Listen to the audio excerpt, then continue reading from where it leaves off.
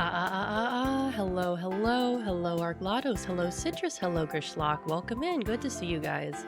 Hold on, I gotta clear my throat.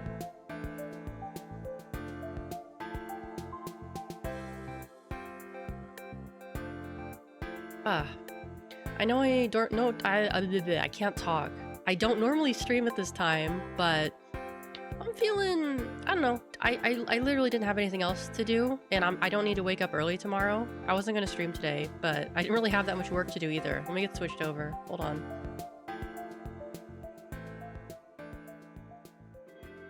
There we go. Hello, hello, hello. Let's see. Volume all good? Okay, yeah, it is. Yeah, it is. I don't know. I was just bored today. I was bored. I didn't have that much work I needed to do. I had to go to the doctor's today. I had to get a blood test done.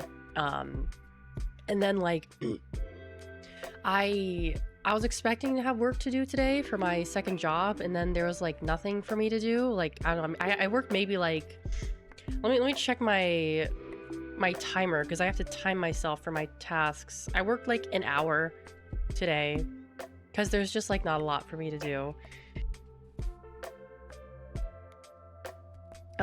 Sorry, I had to clear my throat again. That's gonna be a problem for like, God, it's been like what?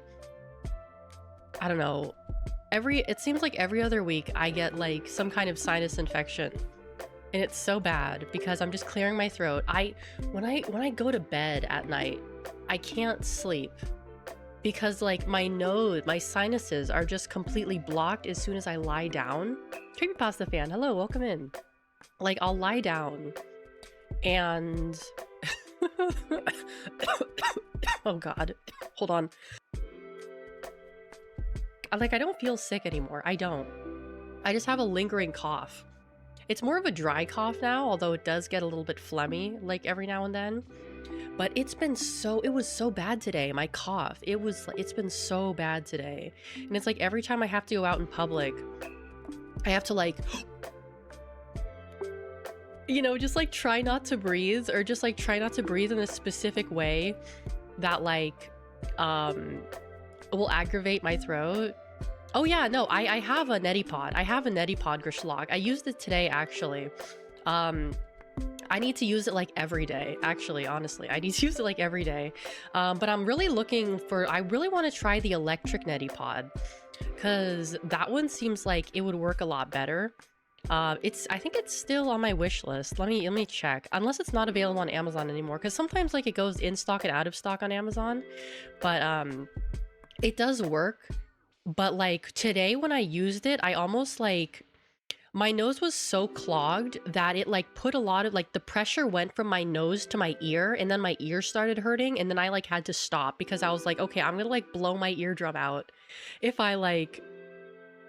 I use this anymore today, because that's how clogged my nose was. It just went like, didn't even go that way. It just went like to my ear, and I was like, okay, that's a little scary. I'm not gonna do that. I'm not gonna do that right now. Citrus low. Yeah, because like, well, let me see. Is it still on my throne? The neti pod, sinus, cordless. Oh yeah, it's still there. The pulsating nasal wash. This thing looks like it'll really clear out my nose. I want to try this one. Powered by Duracell batteries. Oh, I thought it was rechargeable. It's not rechargeable? Wait, I don't want to... Wait, really? It's battery powered. It's so weird to me when like things nowadays are still battery powered, because like everything charges by like micro USB and USB-C, right? So when I see something that's like battery powered, I'm like, wow, that's so it's so antiquated, you know? It's so antiquated. I don't know. I mean, there's probably a reason they do it like that. Like the electric toothbrush I have is like the charger plugs into the wall. My mom has an electric toothbrush too, but for some reason hers charges via USB, which makes no sense to me whatsoever, because like you don't have a USB outlet in the bathroom. So are you supposed to keep your toothbrush in your room by your computer and charge it by your computer? That's weird. Who does that? That doesn't make any sense. So like every week or so she'll bring in the little like USB converter box to the bathroom, because there's like, oh, posture check. Thank you, God of the Fire. Welcome in. We do have like a plug in the bathroom, and she'll just like plug it in there. But it's like, why would you design a USB? Like, I mean, I guess if you're traveling, but it's not a travel toothbrush. It's a normal. It's a normal toothbrush. So I don't really understand like why you would make a USB plug on an electric toothbrush. It evades me, the logic there. I don't understand it. I don't understand it. Oh, let me get a little. Oh, you know what I forgot to do? I forgot to give myself my drink. Hold on. Let's see. Do I still have that picture? It should still be in here. I'd never delete a picture of Strong Zero. Where is it? Somewhere in here. Oh, I know where it is. It's over here. That's not it. Here it is. Yeah, there we go. God, that's such a big PNG. It's not exactly what I'm drinking, but it's by the same brand, so it's like close enough. It's close enough. Unfortunately, it's not 9%. It's not 9%. The one I'm drinking is like a 6% vodka soda, which doesn't really do anything for me. I mean, it does a little bit, but I don't know. My tolerance is a bit higher than that. Good stuff.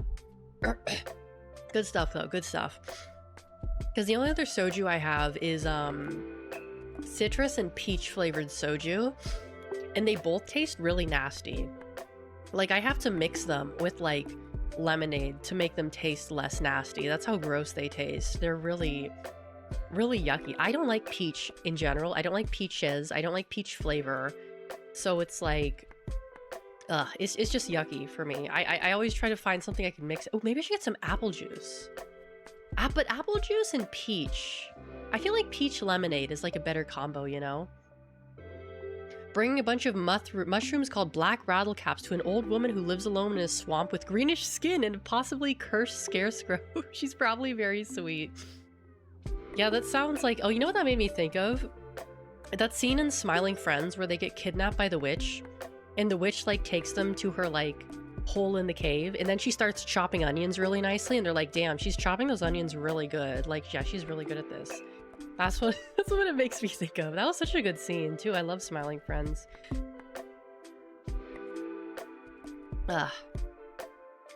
Yeah. There's actually a few episodes of Smiling Friends that I still haven't seen because they're not available on the Adult Swim website, and they're not available on, like, my TV. Because we have, like, the thing where, like, what's it called? You can watch, like, episodes, like, not the I mean, we have the recording thing. I've never used the DVR before, but like I just like go into the menu and it's like I want to watch episodes of this show from this network, and it'll show me the episodes that are free to me, that kind of thing. There's still a few episodes I haven't seen, and I'm like losing my mind because I keep seeing pictures of them and it's like it's not available on my TV. I mean, I know how to actually watch them, if you know what I mean. I know I could just go to specific websites and find it, but like it's not on my priority list of things to do right now. I feel so bad because like lately I've been talking to people and like they've been recommending to me like movies and stuff. They're like, oh, you should watch this show, you should watch this movie, and I'm like, I'll get it on my list. I'll put it on my list. That sounds cool. And I say that knowing full well that I'm probably never going to watch it. And I feel so bad. I feel so bad because it's like, oh yeah, I want to. That'd be cool. But like, there's always something else that I would rather be doing. Like lately, I haven't had time to watch like any movies or shows because there's almost always a stream that I want to have on. Because I've basically become like totally Twitch pilled in a sense that like there's like always a stream that I have on during the course of my day. Like in the morning. Oh, I have people who stream in the morning. Like, oh, Amontis is streaming. I'll put on his stream while I'm doing some work. In the late afternoon. Oh, if I'm not streaming, that is. Oh, so it's like more people stream in the late afternoon to like the early evening. So I'll be like, oh, this person's streaming. I'll put on their stream. So it's kind of like I always have a stream to watch, and because of that, like I don't really prioritize watching like movies and shows anymore. Which is, I feel like it's bad because like, you know, a movie and a show is a much more it's more of an experience than like watching a stream, where a stream is just like a vibe, you know, it's just something you do to have on in the background. Like, I feel like it's very rare for people to give their full attention to streams unless there is something like, I don't know, big happening in the stream, you know, or it's something very interesting or in-depth and stuff, something like that. At least for me anyway. But oh, excuse me. I've also been messing around earlier today. So one of my mods, Roto, is helping me create a LoRa of my new model that we can use to just like make images and stuff. And I was having some trouble with it a few days ago because he was using a Stable Diffusion XL model, and my poor little laptop tried to generate an image on the XL model. It took like almost 40 minutes to make one image, and it wasn't even a good image. It was a shitty image. I mean, it wasn't like, it wasn't very good. It wasn't very good. So he's working on a like 1.5 version of it, one that's like less small and doesn't use like the not an XL version. And he sent it to me. I don't think it's done yet, and I've been messing around with that. But I'm like, I don't actually have that much experience in Stable Diffusion. Like, I don't really mess around with it that often, even though I have it on my computer. So I've been trying to like, I don't know, I was messing around with it earlier today, trying to find like some stuff I could use, like some LoRa's I could combine with it to make something cool. I need to ask him what base model he was using the XL, that's right. Okay, I'll have to look around and see if there's like a different one that I could use that's not an XL, because I tried one earlier today. The one I tried, oh, what was it called? It was Any LoRa Checkpoint. I thought that one would be fun to try because it says Any LoRa, but it gave me images in this very specific art style. Yeah, Stable Diffusion, yeah. It gave me the image in a very specific art style that I didn't really feel comfortable with, because it's like, this is really obviously based off of someone else's work. I don't feel comfortable like using this. So I'm gonna have to find like something else that I could use that's a little bit less like, it just had that specific like soft kind of look to it that was kind of like, it's like, how do I say this? The image that it created was like a Shein version of like that's basically what a lot of these are. They're basically just Shein versions of like other people's artwork. That's basically what it comes down to. I mean, of course I understand that if I'm using Stable Diffusion, like pretty much every checkpoint and every model I use is going to be trained on like, you know, an artist's like style. I understand that. I'm aware of that. But like, specifically, I want something that's maybe a little bit more like, less like copycat and more like this is a combination of several different styles, you know? Because if it's like really copycat, then I'm like, I'm not comfortable with that. I'm not comfortable with that, you know? I mean, there's only so much I can do, and it is what it is. But yeah, I need to mess around with it more. Like, because I used to use it like, I used it to make some assets for my stream, and I actually used it to make my computer, my current computer desktop background and a few like images. But I was having so much trouble with it when I was doing that, because I wanted images of like the Arctic, you know, like the North Pole, the South Pole, like the Arctic, that kind of like environment. And I was having a very difficult time because there's not a lot of like, it's not really a lot of models that are trained to do that.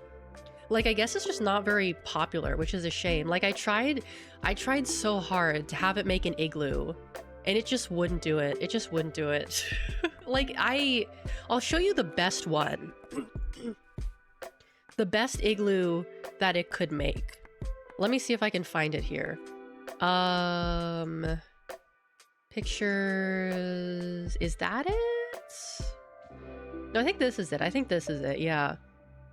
This is like the best igloo. It's really small. This is like the best igloo I could get. This is the best one that I could get, honestly. And I mean, it's it looks like an igloo, right? It looks like an igloo, but it's very obviously not an igloo. It's like an igloo made by a person who doesn't know what an igloo is, which, to be fair, that's literally what it is. The computer doesn't know what an igloo is. You have to tell the computer what an igloo is, and it's not really... Yeah, it is what it is. I probably could have used like an in-painting thing on it, but I still haven't figured out how to use in-painting that much. So, yeah. What are the dimensions of it? The igloo or this specific image? This specific image is like, not that big. Because when I was generating these, I was doing them small so that my computer wouldn't like explode while doing it. And then I would upscale them in the upscaler function.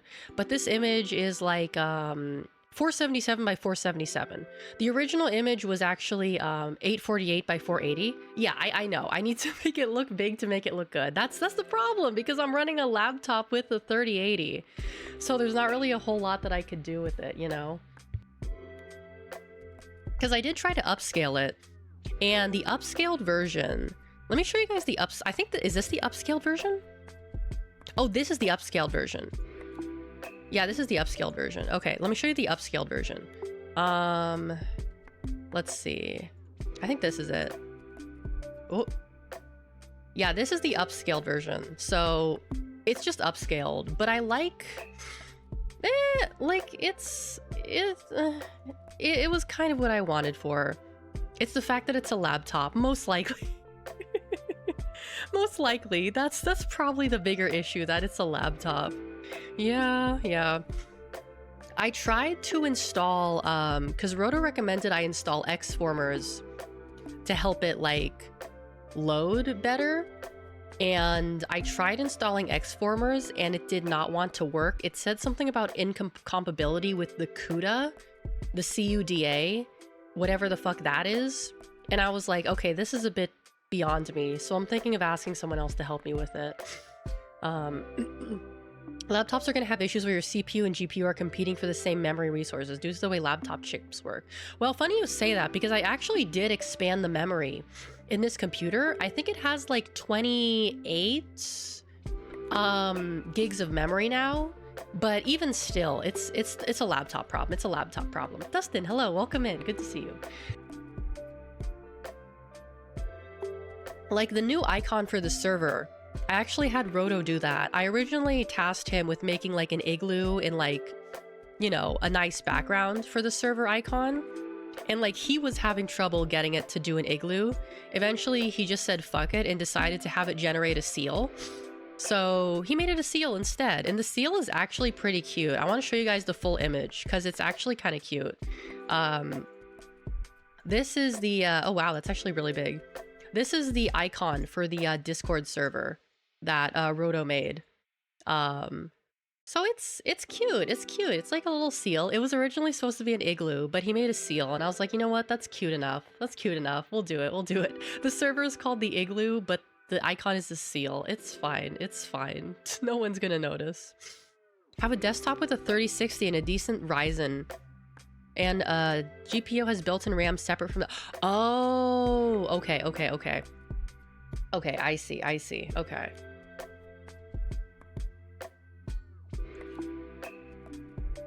The seal glue. Yeah, it's a seal glue. Exactly. Yeah, a sealoo. A sealoo. Because another thing that I did is I actually had it... You guys remember my old just chatting background, the one with the room? I actually made that one too in Stable Diffusion. And it took a few tries to get it right, but it came out like pretty good for what it was. But the only reason why I made it is because I really wanted to use like my other background, the one in the room with the ocean.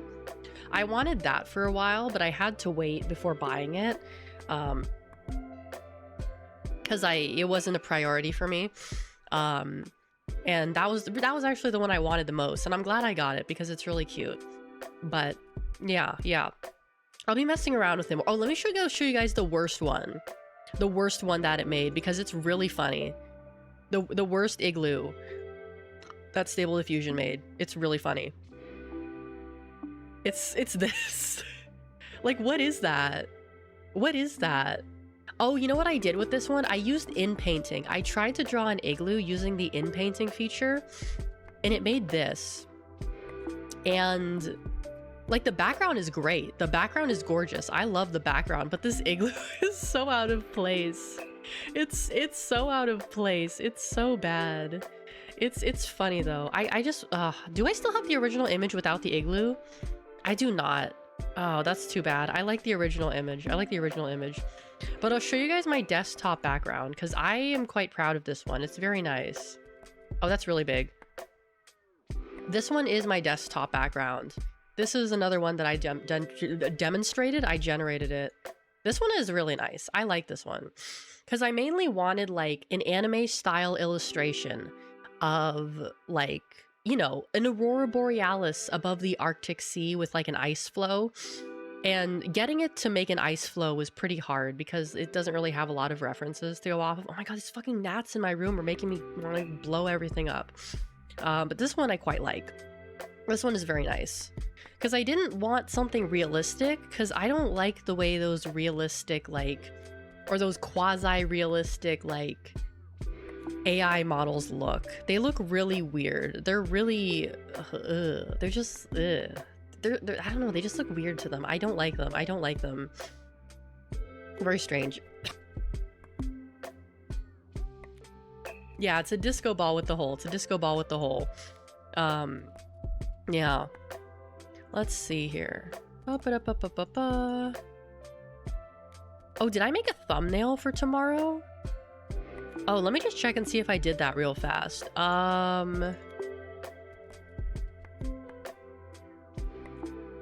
Hold on a sec. I need to oh god, everything is unorganized. Because then I think I can delete this one because, oh, I have to go to my YouTube. I don't know what number. Wait, no, I already checked. It was 5. Okay.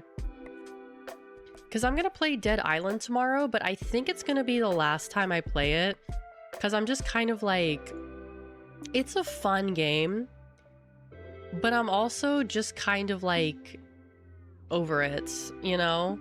Like, it's because I feel bad because I want to finish it, but I just like can't really get the motivation to do it because I'm like, oh, there's like better games out there. Because I know there's Dead Island 2, which I think came out recently, and then there's what is it called? Last Light or something? No, that's Metro. That's Metro. What's gonna replace it? That's what I'm gonna figure out in a minute. Let me just save this image from Canva. I keep getting these like advertisements for like Canva Pro. And while it would be convenient to have that because I use Canva for like almost everything stream related, thumbnail stuff. I can't talk and do this at the same time. 5, there we go. I know that Canva actually does steal like artists' work and post them on the platform and charge money for them. Like I've seen people call out Canva like, hey, you stole my work, and you put it on your platform and you're charging money for it. Like I've seen artists call out Canva for doing that. So I don't really feel comfortable giving Canva my money because of that. Because that's a shitty thing to do. Because I've definitely seen like on the like elements screen, like I'm just gonna type in cute cat and see what comes up. Like there's all these different styles of artwork, and I'm just like, it's under Canva Pro. And it's like, I am not entirely sure if like this is someone's work that Canva stole or if this is work that was created specifically for Canva. And that's what bothers me because like, you know, people are very sensitive to that kind of stuff. But yes, let's get to the game browsing. Let's get to the game browsing. So let me go, because I'm going GOG and I'm going Steam at the same time. Let me go to GOG. Yeah, when in doubt, choose to buy elsewhere. True. Because first of all, let me look at my games. Because it was... Oh, I bought Outlast? When did I buy Outlast? I don't remember buying Outlast. Okay, I guess I bought Outlast. Okay, if I ever... Oh, that means I have to play it if I bought it. I mean, that's not how it works, but, you know. And let's go to my Steam page category. Because in my GOG basket, I have Gex. Gex, the game with the lizard. Because I thought like, oh, that's a classic game. Gex, he's like the cool lizard guy. But I have a feeling this is a game that's gonna make me rage pretty hard because it's like a platformer from like, what, the 90s? Yeah, 96, okay. But it's only like $1.50 right now. What's the worst that could happen by spending $1.50, you know? Like, it says 5 hours of gameplay for $1.50. Am I drinking Strong Zero IRL? I'm drinking -196, which is the American version of Strong Zero. Unfortunately, it's not as strong, which I don't like, but it tastes pretty good. It tastes pretty damn good. It's more lemonade-y than actual Strong Zero. I wish I had actual Strong Zero right now. I'd kill for some, but you know, it's the best I can do.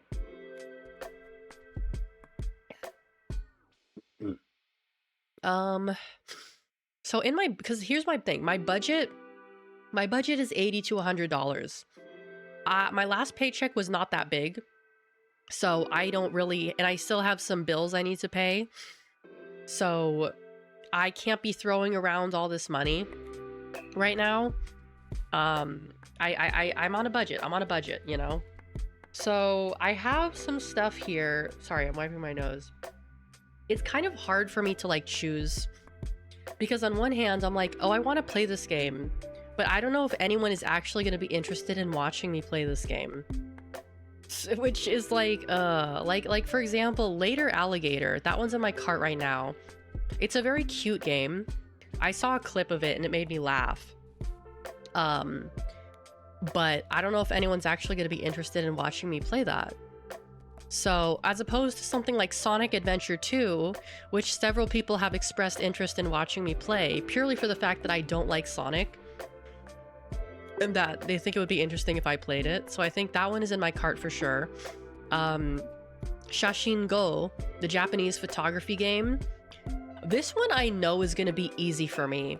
This one I know is going, like, I've watched people play it and I'm like, oh, this is going to be the easiest game ever. I'm going to speedrun this game. Because this is like Japanese for babies. Which I can do, you know? A Hat in Time. That is also another one that people have expressed interest in watching me play, and it looks like a cute and fun game. Is the DLC on sale for this one? Let me check. Oh, the DLC is on sale. The Seal DLC. Oh, but it has mixed reviews. It has mixed reviews. I'll wait on getting the DLC. I'll wait on getting the DLC. Left 4 Dead 2, which is for a collab. That one's only 99 cents. That one's in my cart. And The Expanse, the Telltale series. This one I was very excited for because I love The Expanse. Catmiss, hello, welcome in. I love The Expanse.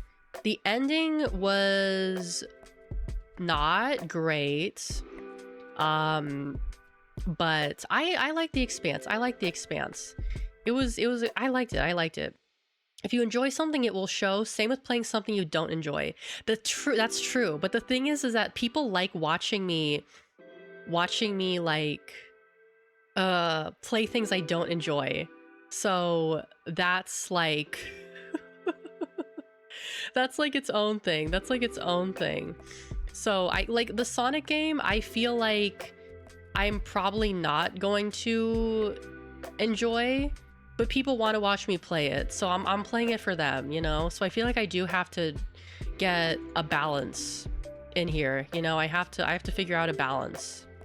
Okay, all right, if you're... Okay, first of all, by the way, just letting you know, like, Twitch will actually ban you for joking about being underage. I don't know if you knew that. Twitch will actually ban you for joking about being underage. And if you're not joking, you have to leave. If you're not joking, you have to leave. Like, end of story. Sorry, that's just how it is. Let's see. Oh my goodness, what is happening right now? Oh my goodness, Kira! Kira, hello, welcome in, Raiders! Gigamice approaching, walnuts, peanuts, pineapple smells, grapes, melons, oranges, and coconut shells. Hello, Kira, thank you so much for the raid. Hello, Raiders, welcome in. My name is Alex Azarashi. I am a Seal Girl VTuber.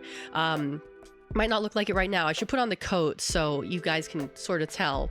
But I'm just chilling out, just having a drink, and I'm just talking about what I'm gonna get with the Steam sale. And what I'm gonna get with the Steam sale. You guys are playing Monster Hunter, right? I think I saw you earlier. I hope you had a lovely time in Monster Hunter. I hope you had fun in that game, because you play a lot of Monster Hunter, right? If you need to take a break, get something to eat, take a rest, I totally get it, and I will take good care of your lovely, lovely raiders. And again, thank you so much for the raid. Welcome in, everyone. Oh, Eclipse, hello, hello. Hold on. But as I was saying, the Expanse, the Telltale, first of all, whatever happened to Telltale? Because I heard they went like out of business because people stopped buying their games, and then they came back. Like for a while it was like impossible to get their games because they stopped existing as a company. Like I for a while you couldn't buy The Wolf Among Us or I think the Game of Thrones game. And then I guess they got acquired by a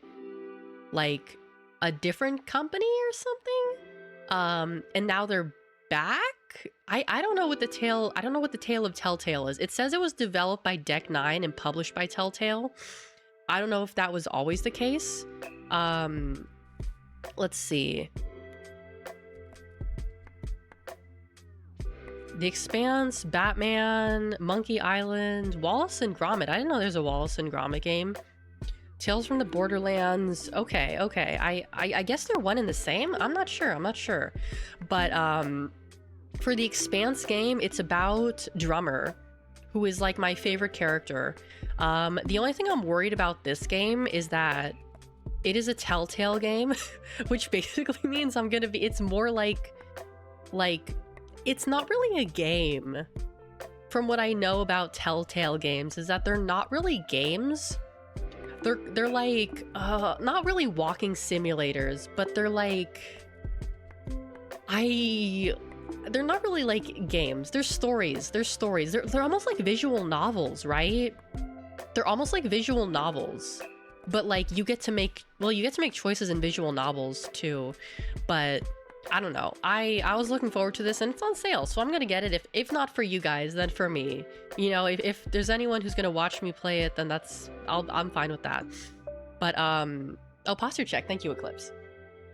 That my total in the cart right now is $53.04 plus Gex, which is like $1.50, so that's like $54. Gonna go back to my wish list here. Also, if you guys have any interesting games that you want me to like check out that are on sale right now, like let me know in the chat, because I'm open to suggestions. I'm probably gonna shoot most of them down because I'm picky. I'm very picky, and if it takes like, I don't know, it takes a little bit for me to kind of like get into something, you know, besides like one person's recommendation or like positive reviews, because there's so many games that I've tried that are like beloved by so many people that I've like played and I hated. Like I tried playing Dragon Age Origins. I did not like it. I did not like it at all. I liked the character stuff. I liked the interactions, but the gameplay, I hated the gameplay. I hated the gameplay. And I feel like that with Yakuza as well, where like I love the game, I just don't like the gameplay. I don't like having to press X to punch and throw a guy like 50 fucking times.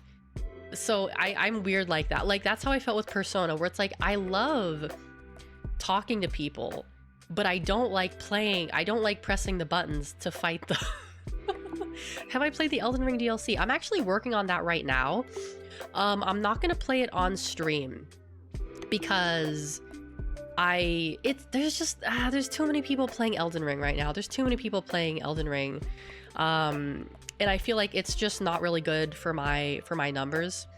Like I've noticed that like it's too much right now, too much Elden Ring. But I am playing it. I beat the Lion Dancer boss. I cheesed him really hard.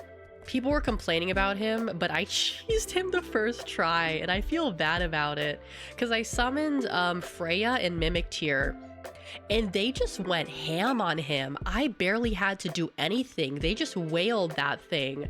I was just standing in the corner, just listening to the music and like casting a spell every now and then. But they just cheesed the shit out of him, and I'm just like, okay, all right. I feel a little bit bad because I'm not playing the game, but you know, Lion Dancer deserves it. That's what my friend said. When I told him I had cheesed Lion Dancer, he's like, no, you didn't cheese him. You beat him the correct way. But the music for Lion Dancer was so good. That was like some of the best Elden Ring music I've ever heard. I was just vibing to that music. I was like, wow, this is like the best song in the game that I've heard so far. It's really a wonderful, wonderful song. Someone asked earlier if I play a lot of shooters. I guess so. I play Warframe. I play TF2, which are both shooters. I've played Helldivers. I've played... What's in my library right now? Half-Life. That's technically a shooter.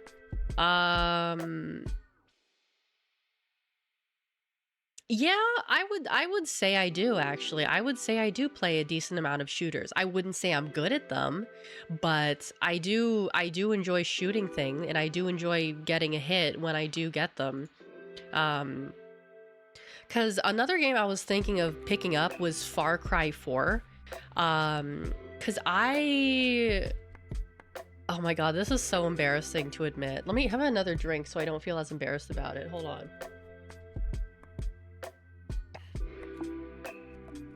I used to have, when Far Cry 4 came out, I had like a little crush on Pagan Min, because as everyone knows, I have a thing for like fictional men that are complete fucking psychopaths, and he is a complete fucking psychopath.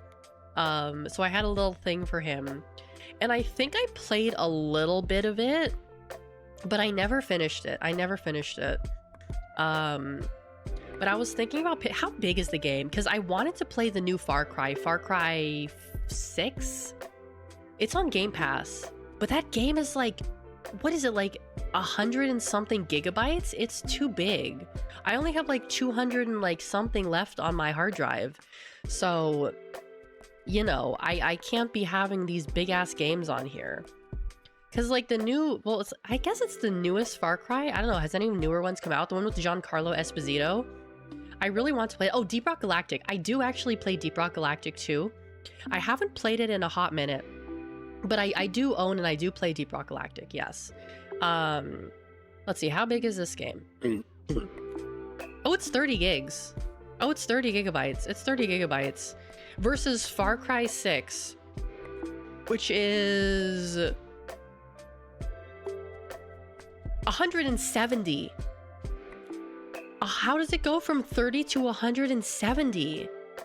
How? Because how big was Far Cry 5? How big was Far Cry 5? 40. You went 30, 40, 170. What? What? Compression? Have you heard of it? Clearly not. Western game dev has been here. That's too much. That's too much. That's too much. If your taste in fictional husbandos is of any indication, I'm sure I should be... No, don't worry. I would never date someone like that in real life. It's just a fictional thing, you know? It's a fictional thing. You don't need to worry. You don't need to worry. But yeah, how... The Ubisoft bloat is real. Yeah, the epic Ubi bloat. That's what it is. Like, because I was hyped for this game because it looks so nice. It looks so nice. Does it take place in Colombia? You get a little chihuahua. You get a little... It's not a chihuahua. He's like a beagle or something.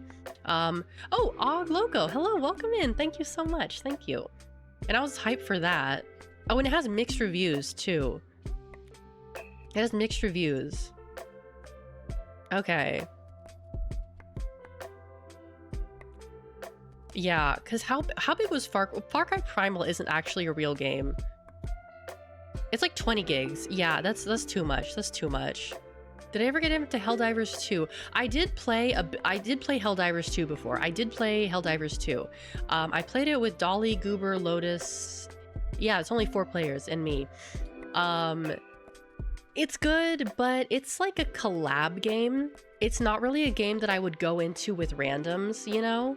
And also, it runs like shit on my computer. So there's that. And every time the game updates, I have to like turn off my antivirus because like the anti-cheat flags my antivirus. And it's really annoying. So I have played it, it was enjoyable, but it's not something that I could see myself playing very often. Aniko, welcome in. Thank you so much. Thank you. I'm glad people are enjoying the new model. Glad people are enjoying it. Makes me happy to hear that. Makes me very happy. But Far Cry 4 is a maybe. It's not at the top of my list. It's a DLC for Far Cry Primal. Oh, okay. Oh, hello. Welcome in, COD. Welcome in. White Day. This is a horror game I saw Meredith play. I was thinking about this one because I don't play too many horror games. But I saw, like, she kind of got soft-locked in the game. And, like, that kind of made me not want to play it, just seeing her get soft-locked for, like, a good 40 minutes. I'll ask her about it. I'll ask her about it. Because I picked up Harvester not too long ago. Harvester was on sale. The FMV, point and click? Is it a point and click? I don't know. And I was thinking about doing that, but I know there's some sussy moments in there, and I would be very worried about having to censor the screen during those moments. So I will have to ask her about that as well. Helldivers 2 with viewers, but that would be amazing or horrible. No in-good. Yeah. But it's just like, it's so taxing on my computer that every time I play it, I'm very concerned that my computer is going to blow up. And like, it just...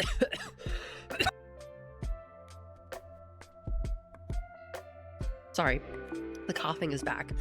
I'm so worried that my computer is gonna blow up that like, I'm just like, yeah, I'm afraid it's gonna blue screen because I have gotten blue screens on stream before and it's like, oh God, it's always scary when that happens. Yeah, you had a blue screen too? Okay. Another game, which I actually just saw earlier yesterday, is a game called Observation, which has mixed reviews. It's not really a game. I think it's more of like a movie with puzzles in it. It's like not like, it's not really a game.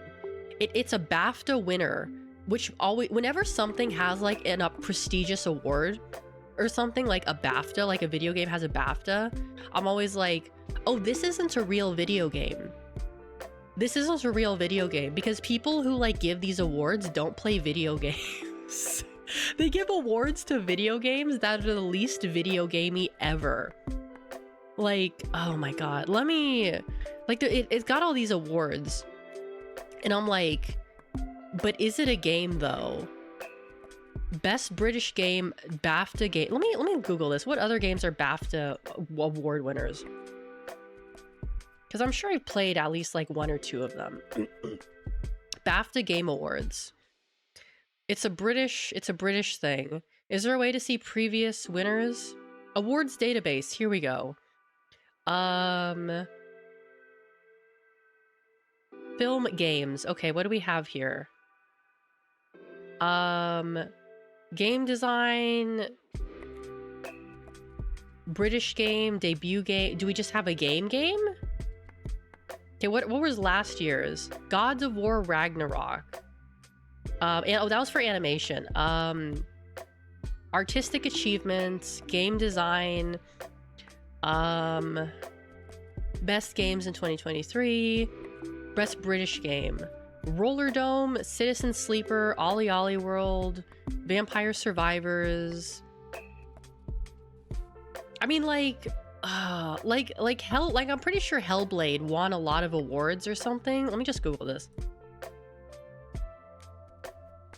But like that, like it wasn't really a, yeah, it was a BAFTA. It was a BAFTA. That's what I thought. It's not really a game. Like it's good. Like what it is, it's an experience. It's an experience. It's an immersive experience. But an immersive experience does not equal game. That may be controversial to say, but I do not consider all immersive experiences to be games and vice versa. That doesn't necessarily mean it's bad. That doesn't necessarily mean it's bad. But it's just not, it's a different thing. Indica, I was looking at Indica too. I saw Meredith play that one as well. But yeah, Indica was another one of those games that looks like an immersive experience more so than a game. Like, it has game-like elements to it. It has game, like, you know, just things that you could, it feels like there's certain, like, in things they slapped onto it just so that they could say it's a game, you know? Like, I remember,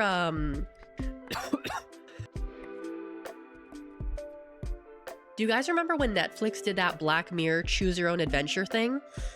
That, people said, like, there's definitely people who said that was a game. That was not really a game. Like, choose your own adventure books. Those aren't games. Those are books. I'm comparing apples to oranges here, but I like, an immersive experience is not necessarily a game. You know, that's not a bad thing. I think it should just be marketed differently, because when you market something as a game to gamers, and when they play it and they go, there's no game here, then that's where the problem arises. That's where these, like, mixed and negative reviews come from, because people are expecting, like, gameplay elements, and when there's no gameplay elements or very little of them, that's when people kind of start to get upset. You know, like, the game I played, like, why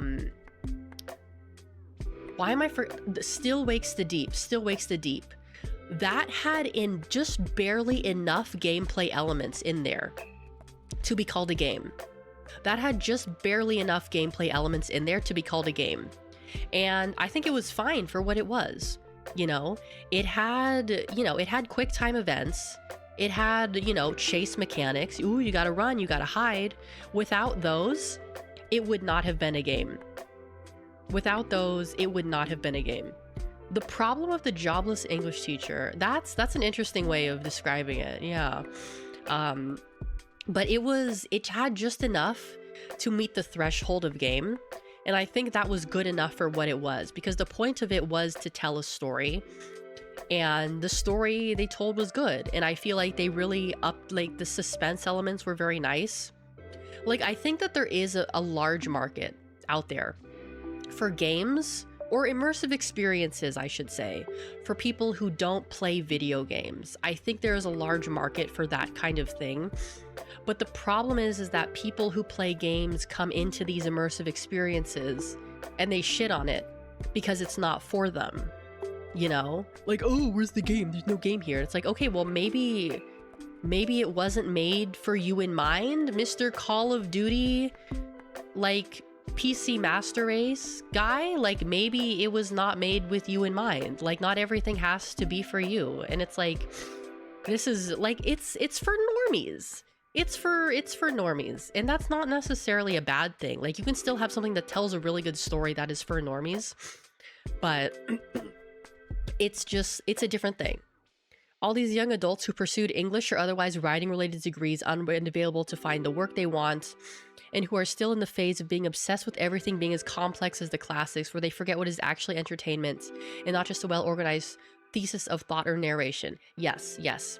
I do feel like some of these can get a little bit too 3 deep 5 me.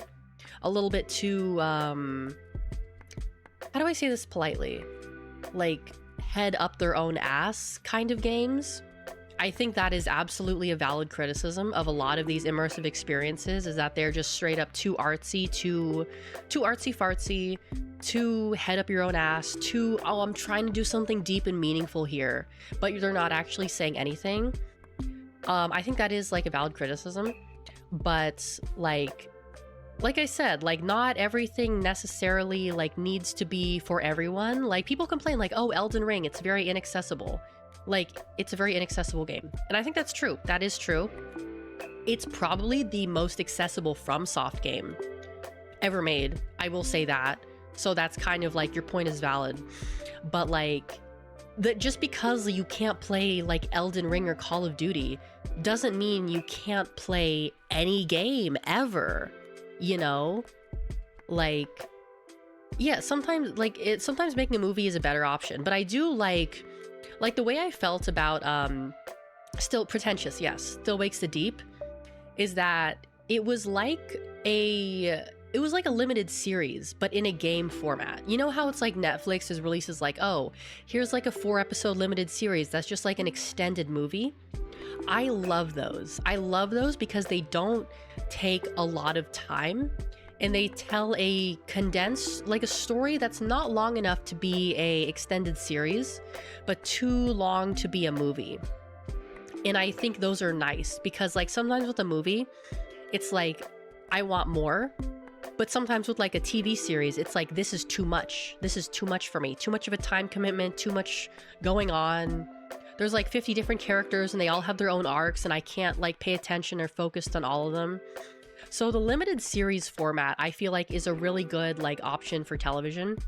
And I feel like if it works well for games too, like I would say like a game that I've played multiple times and I have very mixed feelings about would be the Life is Strange series.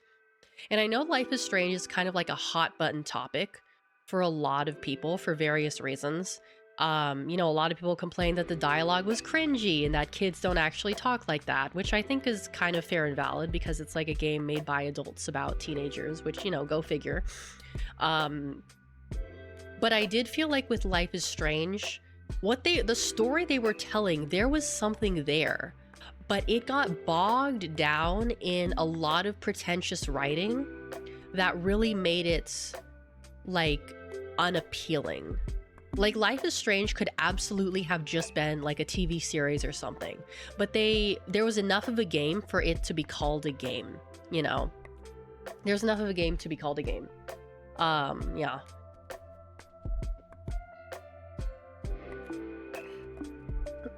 Hold on. Like the reason I'm looking at Observation is because it was published by Devolver.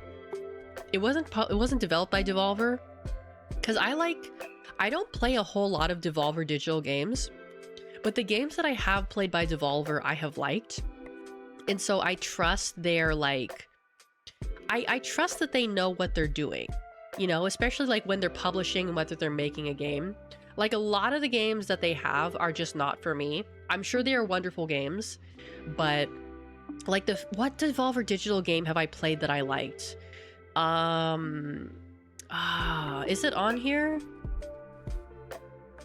Unless I've never played a Devolver digital game and I'm talking out of my ass. That could also be a possibility. I might be thinking about a different game developer, publisher. God, there's a freaking gnat in my room. I swear to God, I'm gonna kill this thing one day. I played Absolver. Actually, this like goes against the point that I was making. This gnat is flying directly in my fucking face while I'm talking. He's so rude. He doesn't even pay rent.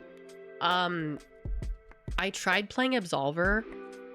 I didn't like it. I liked it, like I liked what it was trying to be. I just didn't like the actual gameplay. Have I ever played Hotline Miami? It's not my kind of game. I've seen people play it, and I see people play it, and I know just looking at them that it's not something I would enjoy. I think I played the Talos Principle, and I found that okay, except for I got hard stuck and I gave up. We don't prize games that try to do interesting stuff about the gameplay itself, do we? The only example I can think of is Portal, rather than the writing that's prized. Portal was absolutely like great writing, like interesting, different gameplay. Because the thing about Portal that was probably like made it so popular is that the writing was not pretentious. It was not pretentious. It was like the gameplay itself was like experimental. And the writing was like it told a story. It didn't like, you know, it didn't like shove it in your face. It's like, there's a story here. You can pay attention to it if you want to. And if you don't, you can just play the puzzles. It didn't like try to shove it in your face with like, oh, this game has like deep meaning and it's about this, this, and this. And it's like, you know, it wasn't pretentious. And I feel like that's a thing that like a lot of games kind of like don't really realize, is that when they try to do something like super like different, it ends up coming off as pretentious, you know? I think the reason why gameplay mechanics aren't praised as much is because most games have stopped radically experimenting with gameplay mechanics. I agree with that. I think a lot of times games are afraid, just like are afraid to experiment with new mechanics because they know that, like, you know, reviews can make or break a game. And if people cannot instantly pick up on what the gameplay mechanics are, then it will essentially tank like their game, you know, in terms of like reviews and stuff. Because like reviews, I feel like that's probably the number one thing that people think about when they're like making a game. Is this something that people are going to enjoy? I would hope so. I would hope so, because that's not really what the publishers are thinking about. They're thinking about getting it out the door as soon as possible, right? But yeah, I feel like a lot of times games with like experimental mechanics, they're also the games that are kind of like, I don't want to say pretentious, but they're kind of like, look at us. We're doing something different here. Give us an award for being different and special. And that already is like a red flag. It's kind of like, if you actually were doing something interesting, you wouldn't need to like shove it in people's faces. You know? You wouldn't really need to do that. Okay, take another sip here. Because I saw there's like a new Life is Strange. And I'm like, I don't know about that. I don't know about that one. The biggest sin of the Marvel movies has nothing to do with the casting. Everything to do with the dozens of different writers all losing track of the plot. Yeah.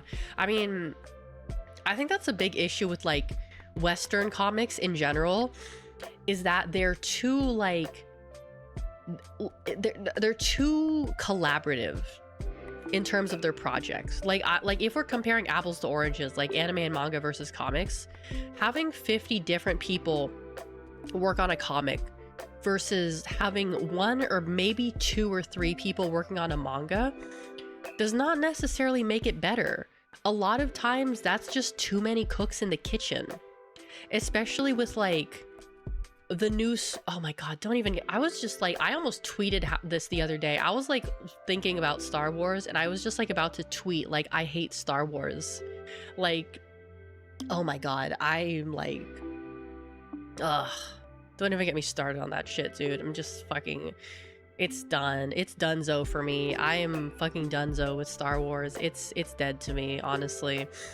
Very unfortunate, but yeah.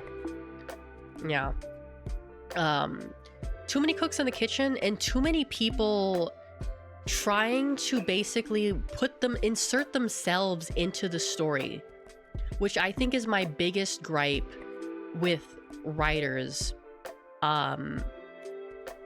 Like now, is that like, I mean, to be fair, like I think all writers do self-insert to an extent. I think that is a fairly normal thing to do, to project yourself onto the story, project yourself onto a character, like self-insert without even realizing it. I think that is like something that a lot of writers do without even realizing it. And I think that's fine. You know, I think that's just the nature of it.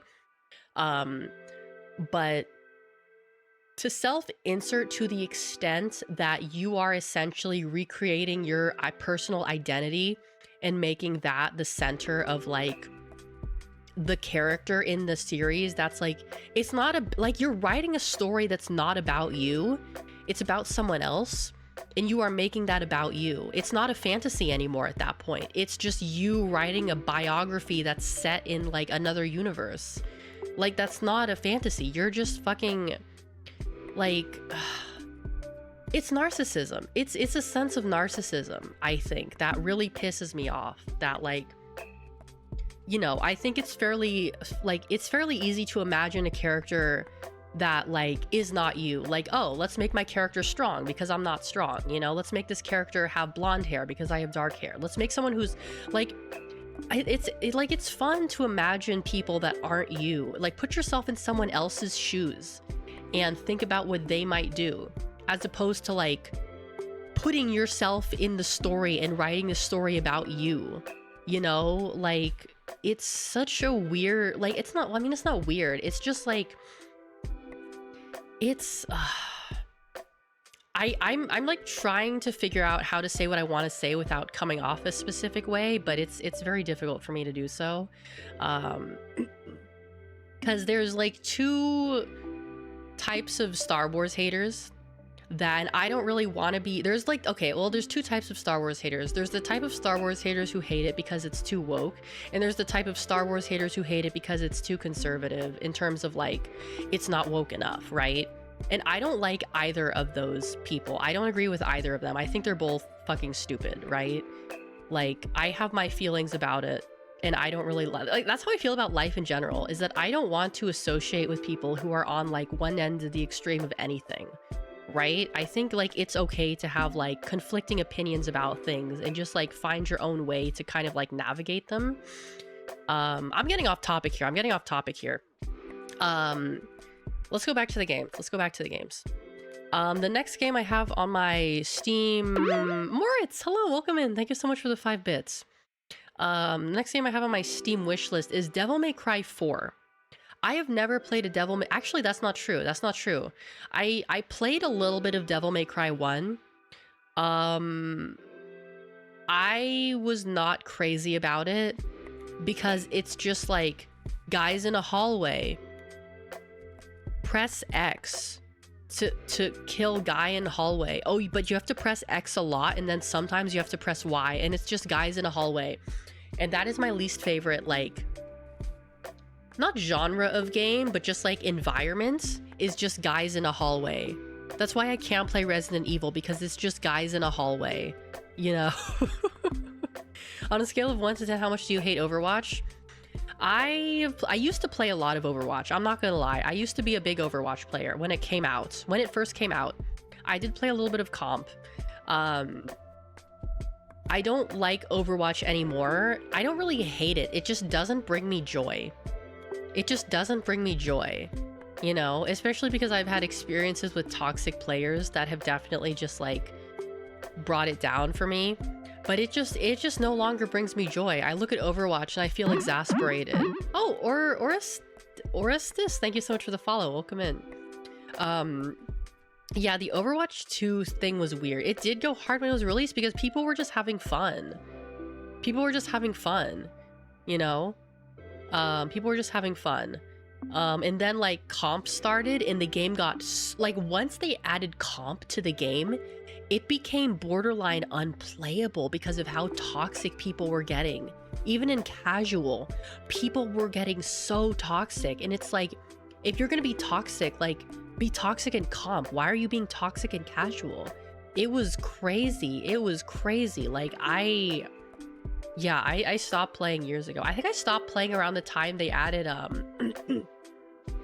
what was her name? Ash and Bob.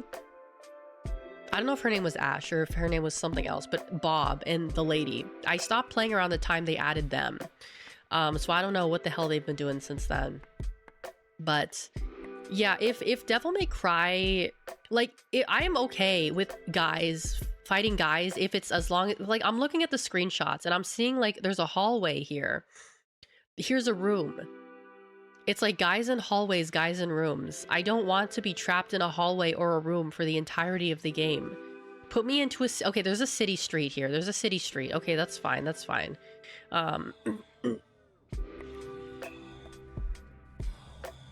Okay, they're in a room. That's okay. Because, like, that's how I felt about The Surge. The Surge is a game that I played that... it's a Souls-like, and I was very much bugged by it because it's like guys in a hallway, and I'm like, ugh, guys in a hallway, you know. Yeah, like that's what I liked about TF2 over Overwatch, is that TF2, like in casual, people are just having a good time. Like, sure, there's a toxic player every now and then, but generally speaking, TF2 has always had like a nicer, more friendly vibe to me than Overwatch, you know? At least, like, you know, because I think when Overwatch started, like a lot of, most TF2 players moved over to Overwatch, I think in the beginning, because they're like, oh, well, TF2 is like kind of getting old. What's this new thing? It's like TF2, but better. And I feel like part of the problem with Overwatch is that it was designed to be an TF2 clone. And because of that, it was like never going to be balanced. If they were like it was never going to be balanced.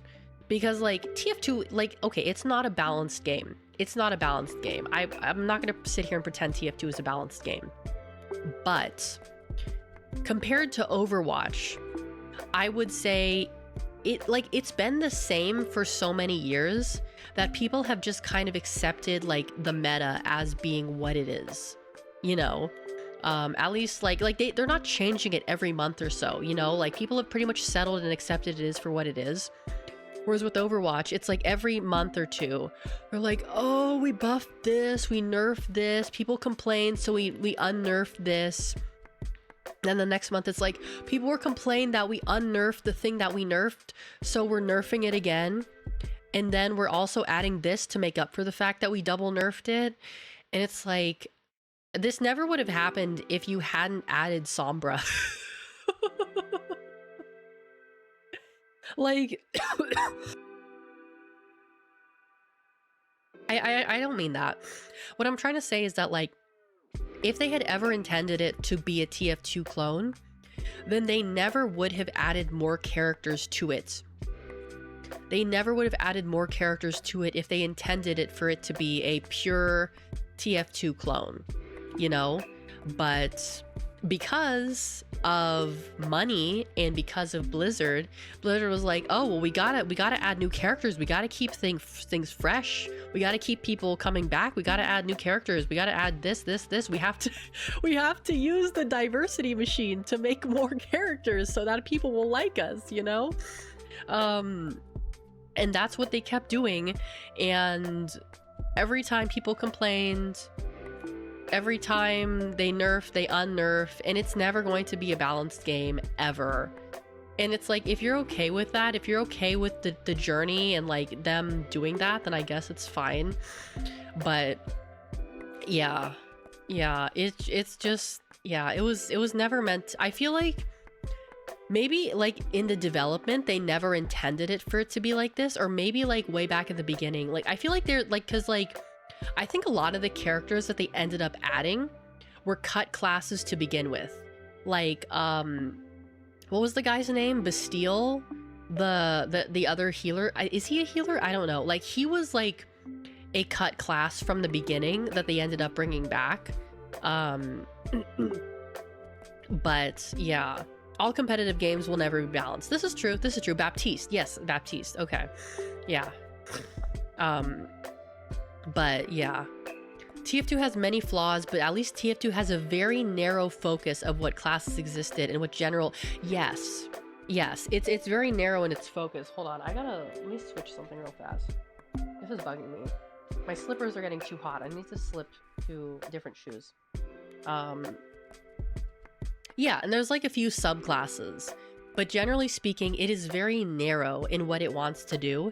And I think that's where TF2 shines, is because you're getting what you get.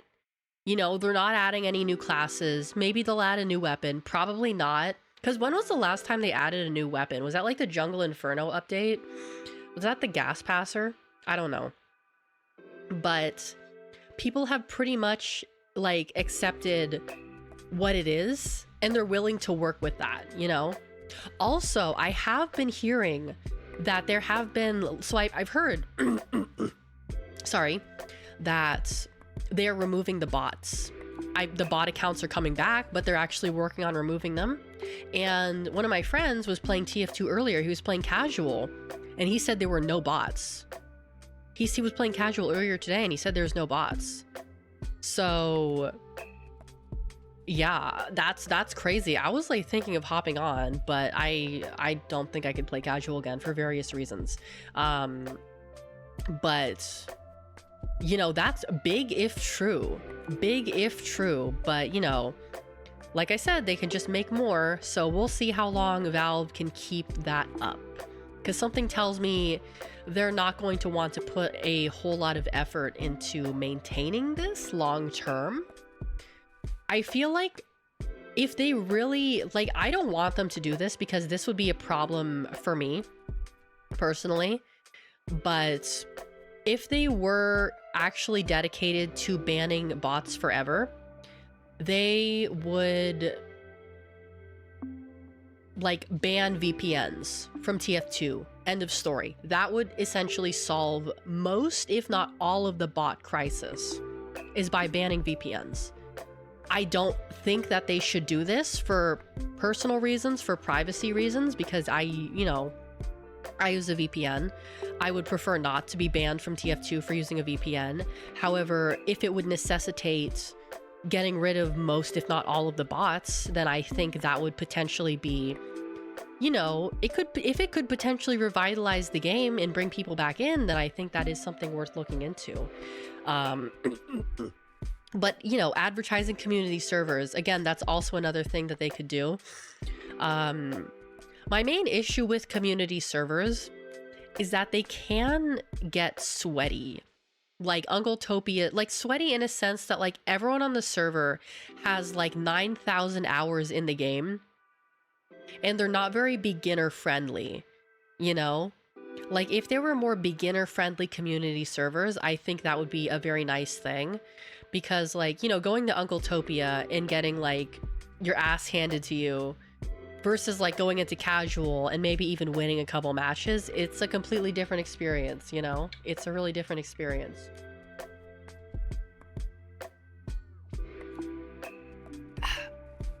Hold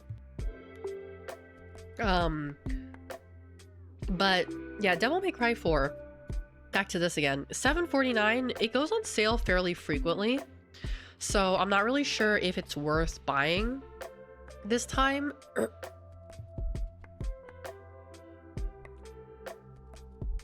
Oh, excuse me. Oh god. Let's see. Another game that is on sale.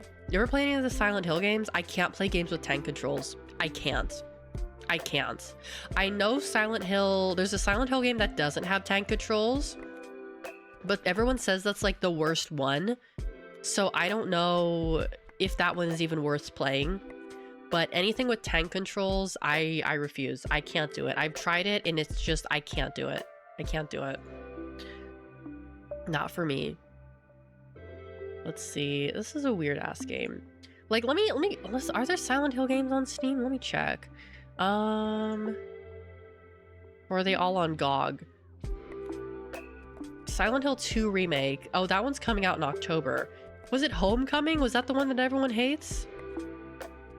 Well, I mean, it has mixed reviews, so I would say yes.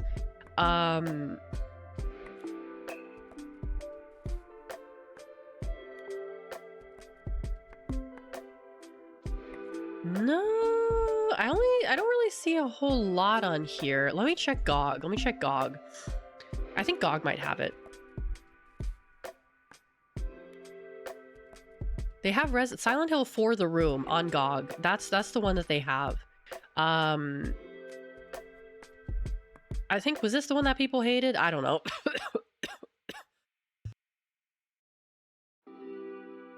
Like, I would love to play a Silent Hill game. I would, if it didn't have tank controls. But if it didn't have tank controls, then people would hate it and they would review bomb it. So it's kind of like never going to happen. Like Silent Hill 2 does, like the new one that's coming out, people are not happy about it because it doesn't have tank controls or some shit. I don't know. People are mad because it looks weird and it doesn't have tank controls. But like this this Resident Evil style of like shooter, I would be okay with. That is like, I would be okay with this type of gameplay. It's a Silent Hill game that's made for people like me, which is not the type of person that likes the type of game that Silent Hill is, which is, as we know, Silent Hill fans are crazy. But they kind of have every right to be crazy. So, yeah. This is my Bloober team, and I know people have issues with Bloober team.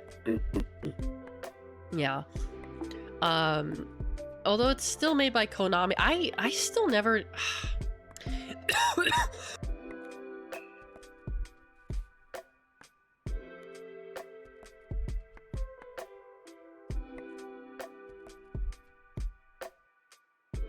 I need to get some cough medicine tomorrow, because this is crazy. It's like a chest cough too, which isn't very good. It's not good at all. Frictional games. I think those are going to be too scary for me. I think those might be too much for me, actually, because like I said, I don't normally play horror games. And my big thing is that, like, anything that is like following me, that is like stalking me, that I have to like hide from, that is like a lot for me. That is too much for me. Like, that is like, oh, in a game where like something follows you around and you have to avoid it. Oh my god, that's just like, that's why I quit playing Metro, because I was at this one level and these monsters, they like follow you around, but you're like not supposed to look at them. They kind of work on Weeping Angel rules. And like, oh my god, I quit the game and I uninstalled. I am actually planning on playing Metro again. Trying it again, at least. Because I did pick up the Metro collection from GOG like several months ago. Sorry. I know, my gross sounds are coming through. But yeah, I don't know if I could. Because I do have, like I said earlier, I do have, what game was that again? Hold on, I need to check my... Outlast. And I think that is a mechanic that you have to deal with in Outlast. So I'm thinking of trying it with Outlast and seeing how well I handle that. If it's too much for me, or if I can deal with. Yeah, because like in Minecraft, when they first revealed the Enderman, it functioned on Weeping Angel rules. Like, I saw the video for it where it's like you turn around and it gets closer, and it turns around and it gets closer, and then it comes to you and it snaps your neck. That scared me. I was like, if they add that to Minecraft, I can never play Minecraft ever again. Thankfully, they changed it so that it's not that fucking scary. But yeah, that's kind of a lot. Let's see. I also have Devil May Cry 5 on here, which I think... I don't know. Do I need to play Devil May Cry 4 to play Devil May Cry 5? Do I need to do that? I feel like I do. I feel like I should. This one is also... Well, this one's like $10. Eh, we'll see. Okay, this is a game that someone told me about. Or maybe I discovered it. I don't remember. So there's a Doom clone. A Christian Doom clone called Super 3D Noah's Ark. I have never played a Doom game in my life. And the fact that this is like a Christian Doom clone with like no violence in it is really funny to me. And I think that like if I'm going to try like playing a boomer shooter, I think it would be really funny to play Super 3D Noah's Ark. I think that would be hilarious. I don't know if anyone else would find it hilarious or if that's just me. But let's see.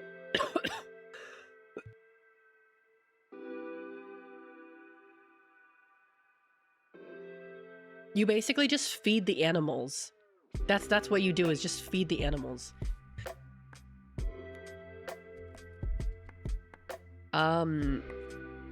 Yeah. I don't know, I think this would be funny.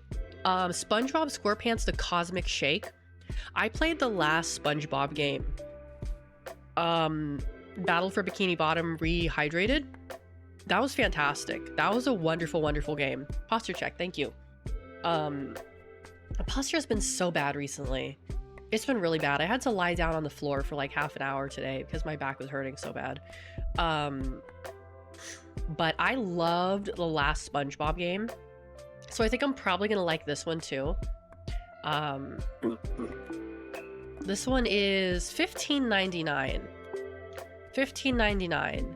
So that one's a little bit more expensive than the other ones. So it's potential. It's potential. I gotta wipe my nose again. The other game. This is like a childhood game of mine.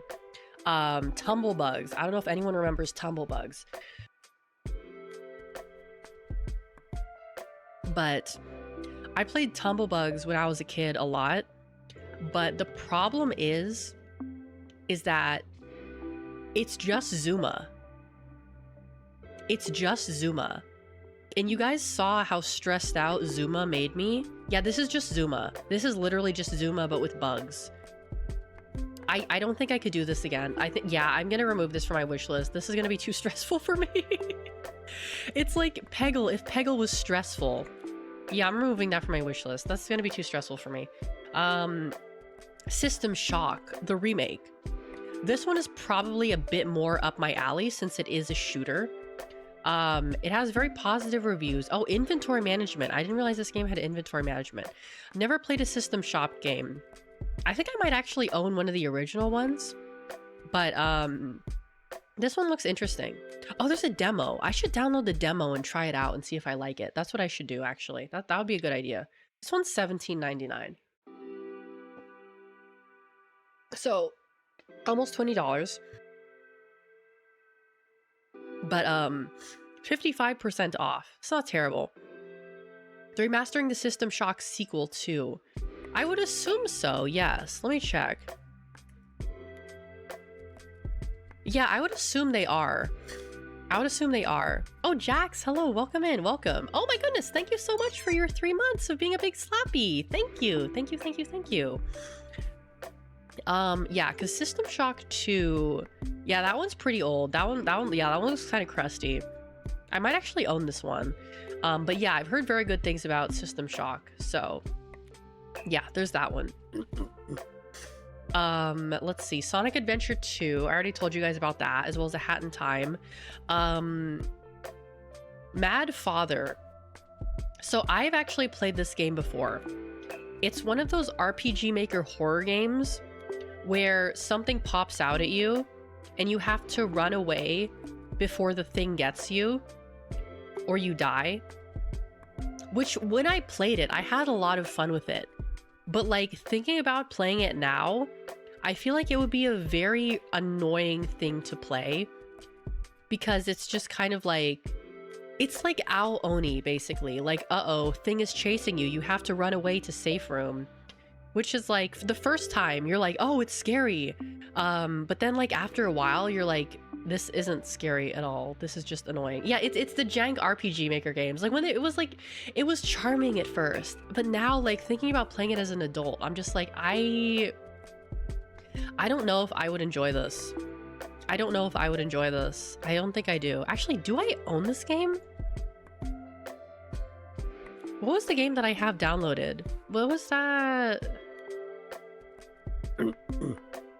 Hello, Charlotte. No, I had a game downloaded that was like this.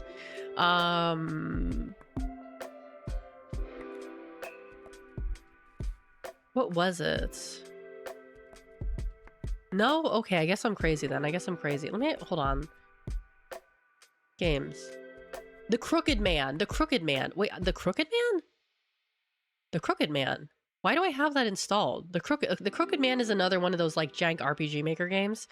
Kind of the same thing, basically. Pretty much the same thing. I don't know why I installed that. I don't want to play it. Let me, is it in my library? Why did I install this? I mean, it's not a big game, but I'm just confused as to why I thought I was going to play it.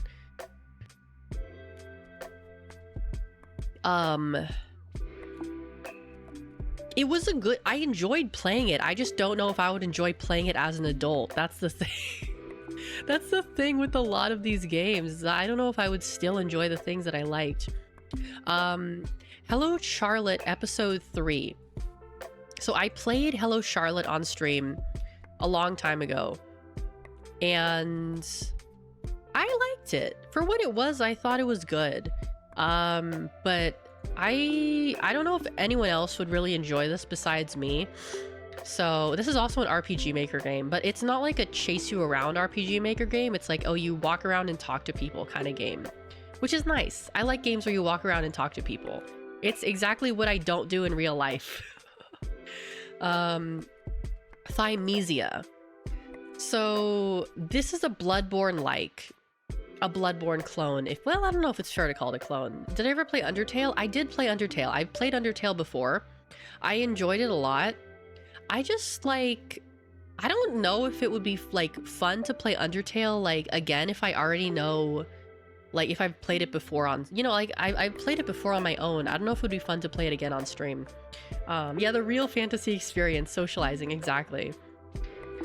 I've watched a few people play this and it looks solid, but every time I play a Souls-like game, I hate it. I hate it. I did not like Lies of P. I did not like, there's another Souls-like game I played that I really didn't like. Every time I try a Souls-like game, I just don't like it. So I don't know if I would actually like this, because historically I love FromSoft games. I love them. I will eat whatever slop they put out. But everything that tries to copy them, I don't like. I really don't like. Because it's not the same thing, you know? It's different, and I don't like that.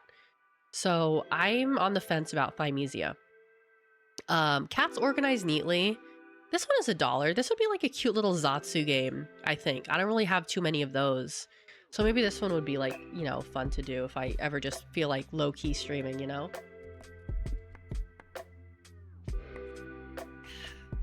Oh, I'm gonna finish this off.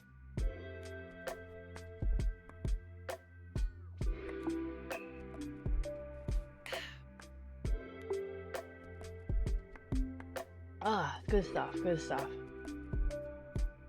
It's like, it's $1. I'll throw that in there. It's like $1.50. Dwarf Fortress? I don't think I could play Dwarf Fortress.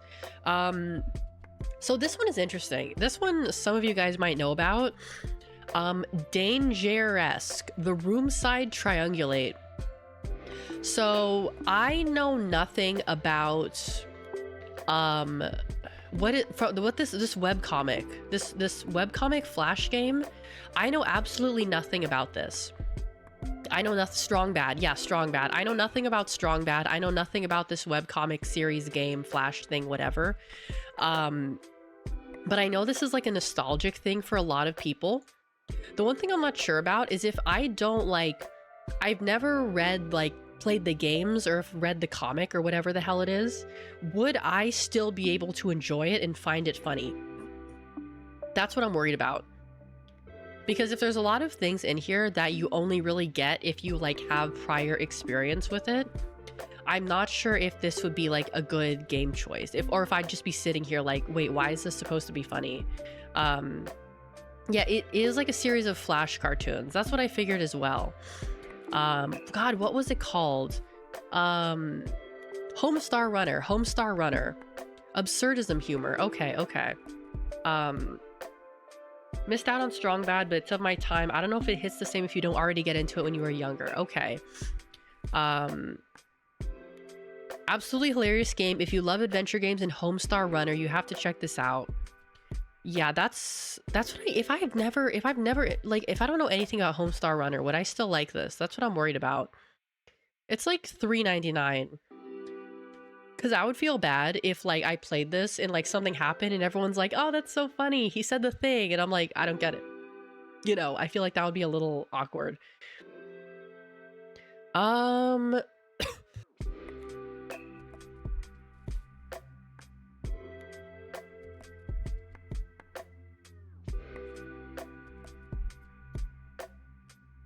Games. So I do actually own the Metal Gear Solid re-release that came out earlier this year. I do like stealth games.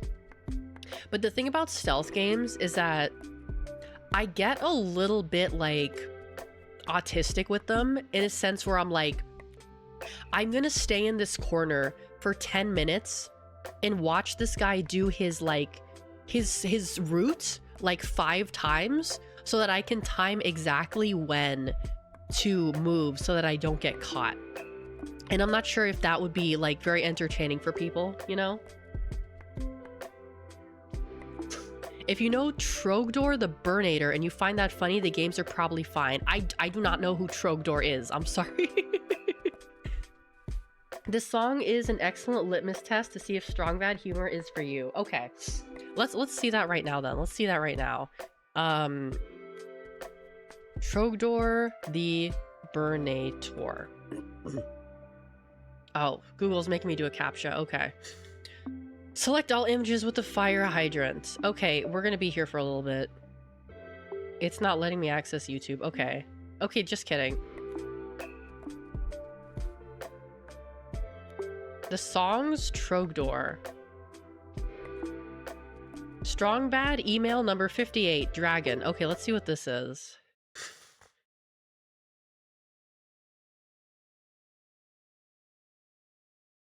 Here I go once again with the email. Every week I hope that it's from a female. Oh man, it's not from a female. Hey Strongbad, can you draw a dragon? I want to see your skills of an artist. Okay. Well, G2G, guys are from California. The dragon? That's easy. Feel free to follow along with my simple step-by-step instructions. I make drawing fun. To begin, draw an S for snake or dragon. Is this what I'm supposed to be looking at? We'll draw a more different S. For the head, put a top mark on a long V. Then you add some legs. Oh, okay. A couple of arms and... Whoa. Wait a minute. I think I need to start over. This thing doesn't look natural. Okay, I'm waiting. Okay, starting again, the same way. S, more different S. Close it up real good at the top for his head, and then, using consummate V's, give him teeth, spinities, and angry eyebrows. And you can add smoke or fire, or maybe some wings. You know, if he's a wing-a-ling dragon. Let's put one of those beefy arms back on him for good measure. That looks really good. Prehistoric brain rot. Back of his neck there. Now he needs a name. How about Trogdor the Burninator? Oh yeah. Check out all his majesty. There's my dragon, Kaiser. Let's see how the other students are doing. All right. What do you got for me, Coach Z? Take a look there. I think she's looking pretty good. I said consummate, V's. Consummate! Jeez. Guy wouldn't know majesty if it came up and bit him in the face. It happened once. Strong man. You just keep doing your thing, man. Oh, that's strong bad. Okay. Get out of my house. I do what I'm told. Oh, crap. I didn't know you were doing one. Oh, sure. I think I've improved on your methods a bit, too. I employed some chiaroscuro shading and... I'll improve on your methods. What? That's not an improvement. Trogdor strikes again. Trogdor! Trogdor! Trogdor was a man. I mean, he was a dragon man. Maybe he was just a dragon. Okay. But he was still Trogdor!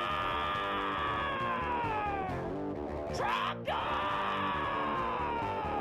Burninating the countryside, burninating the peasants, burninating all the people in the thatched roof cottages! Thatched roof cottages! Okay, it's almost over. And the Trogdor comes in the night!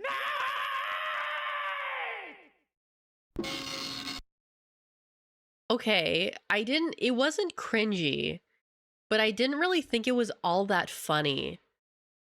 Let's get creative if you want to see prehistoric. Okay. Let's get creative. Oh, don't hug me, I'm scared. Wait, that's the first thing that comes up. Is it don't hug me, I'm scared, or is it something else? I remember the I'm very hungry pumpkin. I remember him.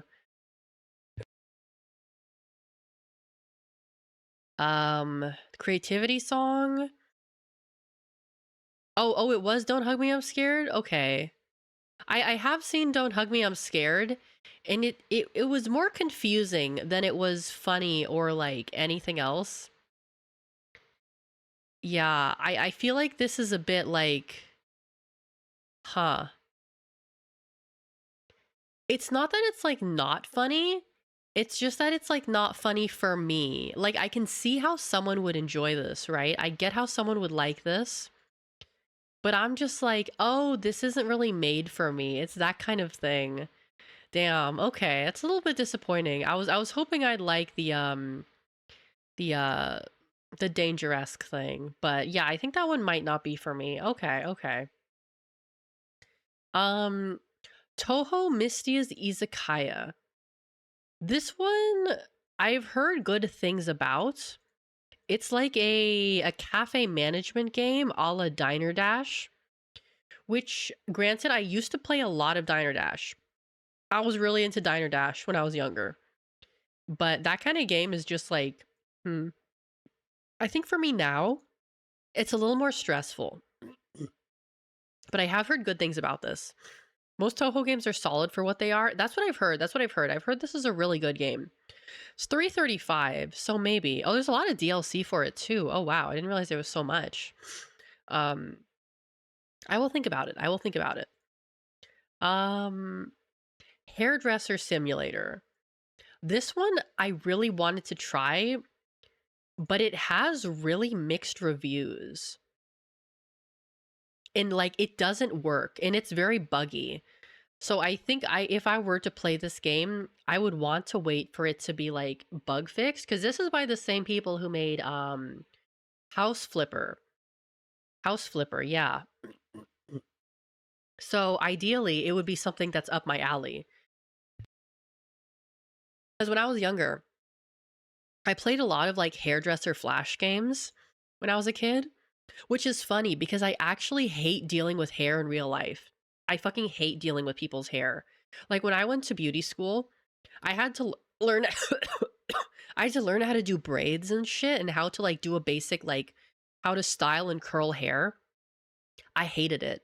I hate dealing with people's hair. I don't even like dealing with my hair, dude. I have a hairstyle that's like very low maintenance. I hate dealing with hair. Which is funny because like I said, I like pretend playing with hair, but like real life, I don't like dealing with hair.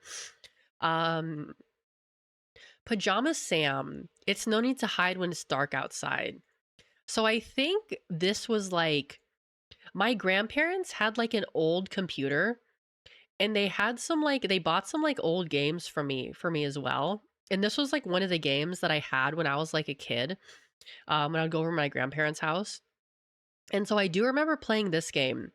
I remember getting like hard stuck several times and basically restarting and playing the game up until the point I got hard stuck and then restarting because I kept getting stuck at the same point.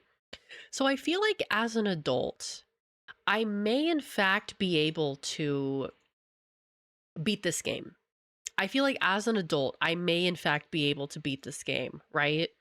Because like obviously I don't have a child brain anymore. My frontal lobe is somewhat more developed.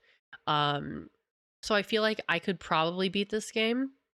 It's $4.19.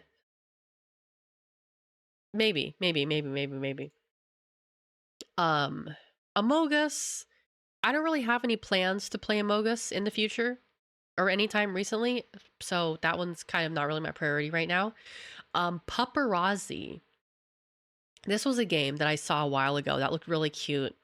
It's basically like Pokemon Snap, but you take pictures of dogs, which I think is really charming. It looks a little janky though, which is what I'm worried about. Um, but I feel like there's not really I don't really know if it's worth $11.99.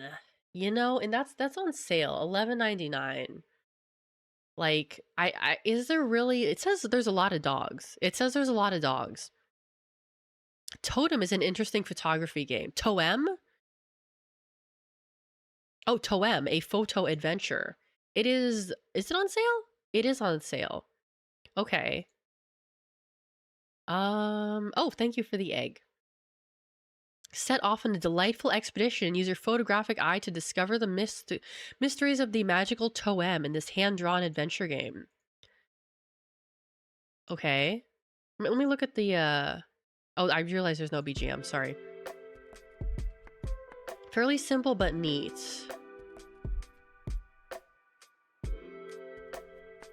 It looks cute, it looks cute. Oh, wow, well, that's interesting. Because I never played Pokemon Snap or any other photography game, really. Oh, that's cute, actually.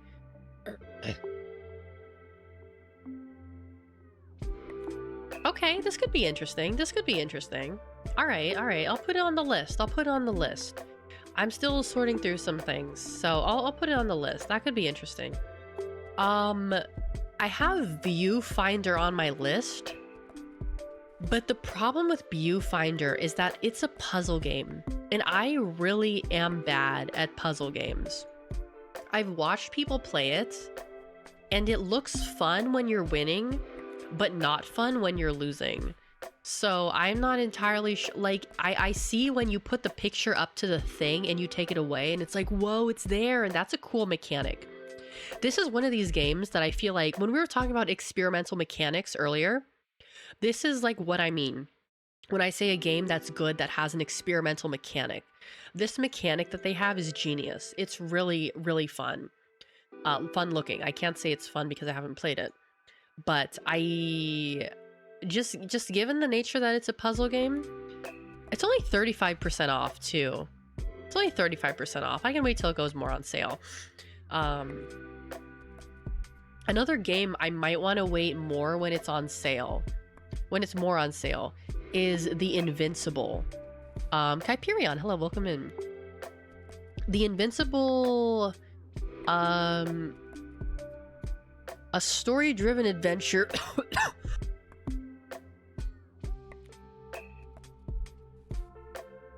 Set in a hard sci-fi world by Stanislaw Lem. I don't know who that is, but he sounds legit.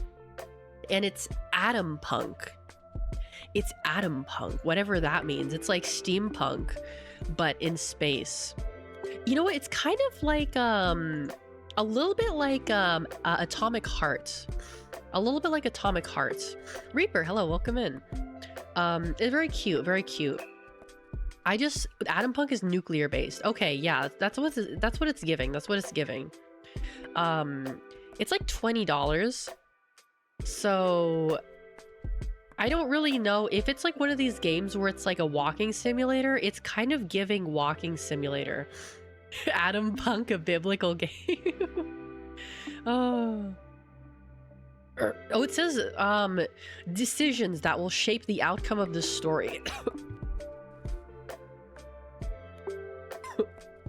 When did I debut the model? That was last Saturday. So unfortunately you missed it, but the debut is still available on YouTube as well as my Twitch page if you want to watch that.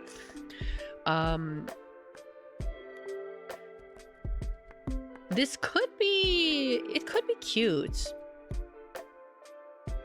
It's a first-person game based on the motifs of The Invincible, an iconic novel of the world-known hard science fiction author, Polish futurologist Stanislaw Lem. World-known. I have not heard of him before, but I'm sure he sounds legit.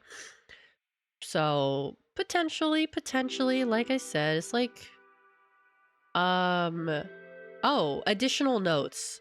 Frame rate may drop in graphics-intensive scenes.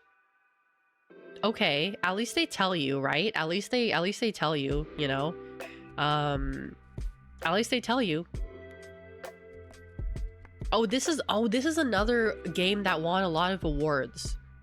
This is another game that won a lot of awards, which tells me that it's probably a walking simulator.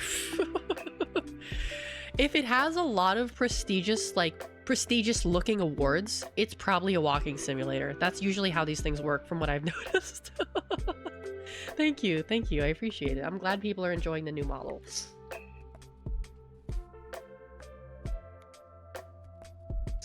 Hold on.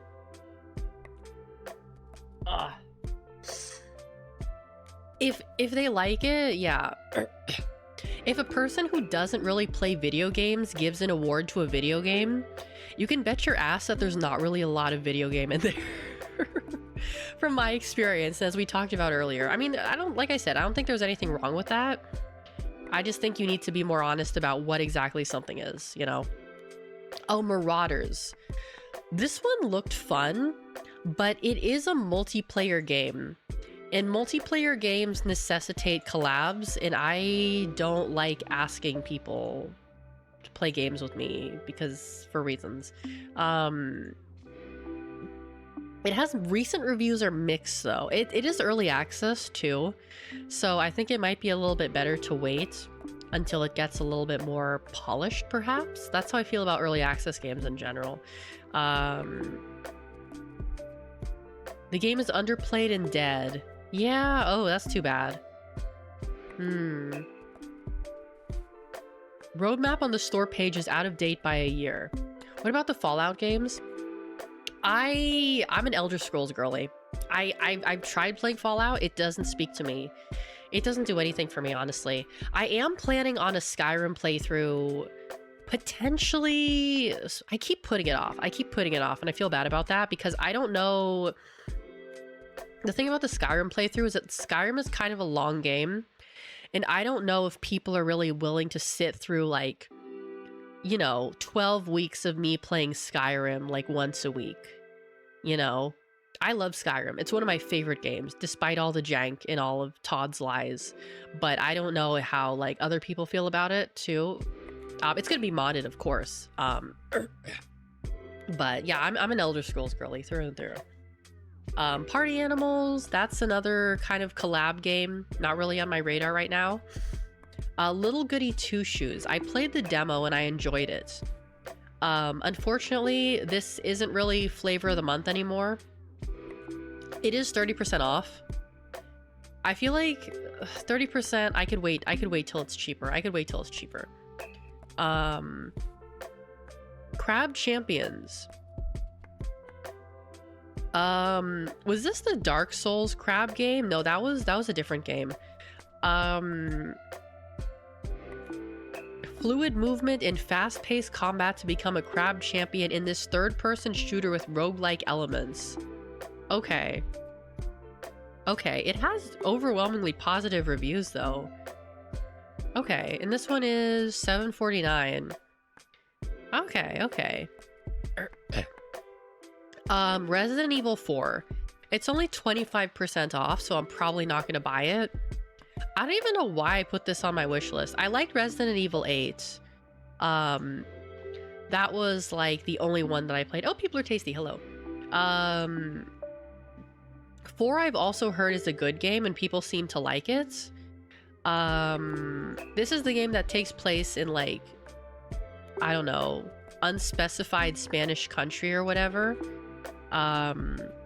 This is the one with Ada Wong. Okay. Oh, there's a demo. Okay. How big is this game? RE4 is the beginning of switching to action horror rather than survival horror. Okay, yeah, because like I said, I couldn't play any of the other Resident Evil games because they're guys in a room. And also they have tank controls. So this one looks a little bit more my style because I love Resident Evil Village. I love that game. Yeah, this one, like I said, I'm gonna wait till it goes on sale. Like, it's only 25% off. I'd rather wait till it goes like 50% off, which, you know, could be years, but we'll see.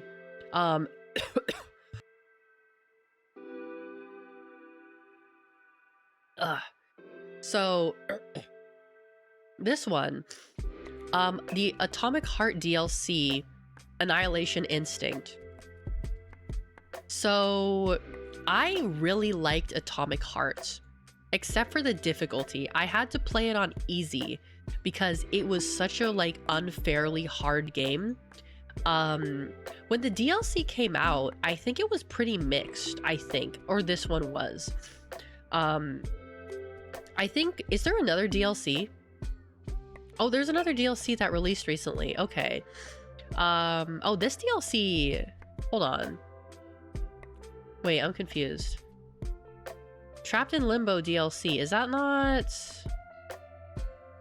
Okay, there's 2 DLCs. Trapped in Limbo and okay, the Trapped in Limbo was the one that was mostly negative. Okay. It was the Annihilation Instinct one that was like pretty good. Are we gonna do shopping at stream? I'm going to add things to my cart, but I'm not gonna check out for a while, I think.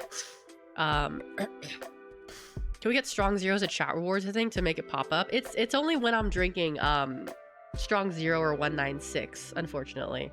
Because if it's a reward, it doesn't really make sense, you know. I wish that if people spent points, I would get a strong 0 in real life, but it's not how it works. I haven't played... I would have to reinstall the game, because what I like the most about Atomic Heart is that it was so well optimized. It was so well optimized. It was so well optimized.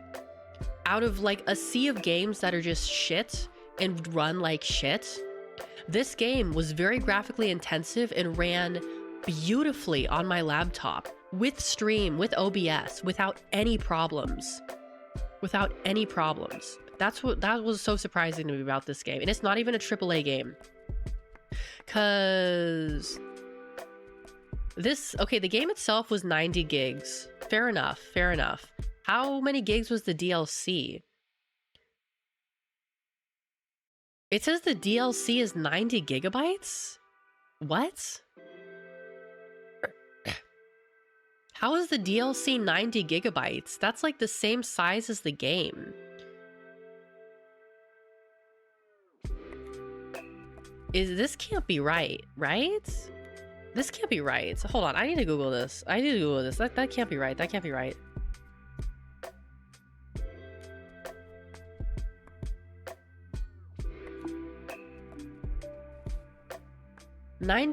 What? Okay, what does Xbox say? What does Xbox say the size is? There's no way the DLC is 90 gigs, right? There's no way.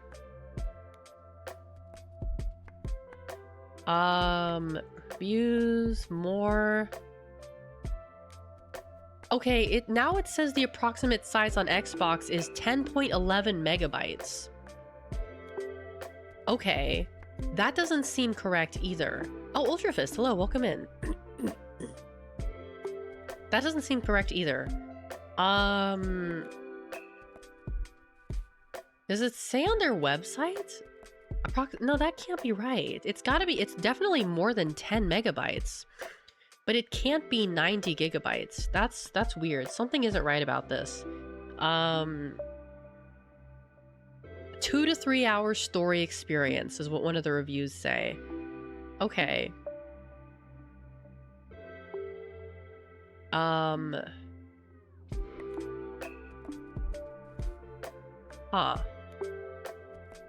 I can't, yeah. Oh, your purchase and install is more so buying a license to use that portion on the cloud gaming. Okay, that makes sense then, if it's just using the cloud. Okay, yeah.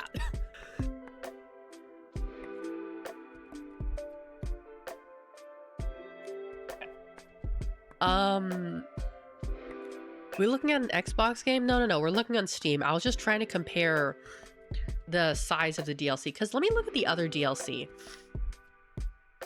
Let me look at the other DLC and see if the other DLC is the same size. Because the other DLC has mostly negative reviews.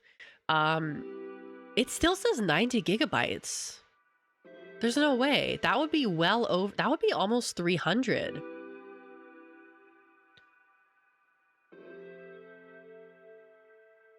That was... Okay. Huh.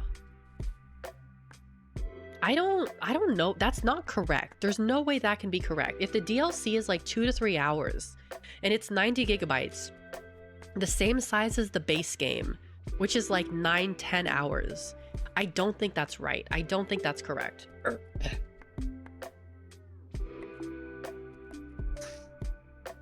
Ugh. Hold on, I need some more water. I need some more water. Oh yeah, I need to check something actually. I watched someone stream Elden Ring, and I want to see if I got the little worm guy. Because I wanted the worm pogging emote. Did I get the worm pog emote? Did I get the worm pog unlocked?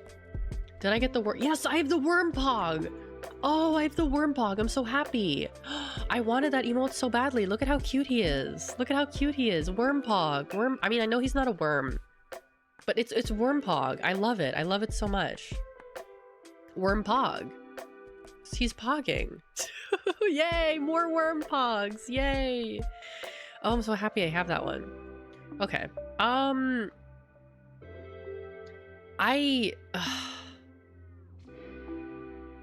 Actually, well, okay. I did enjoy... I feel like if I wanted to play the DLC, I would have to replay the base game so I could remember what the hell happened in the base game, because the base game was really fucking weird, and I played it over a year ago. So I'll consider it. I'll consider it. Let's see.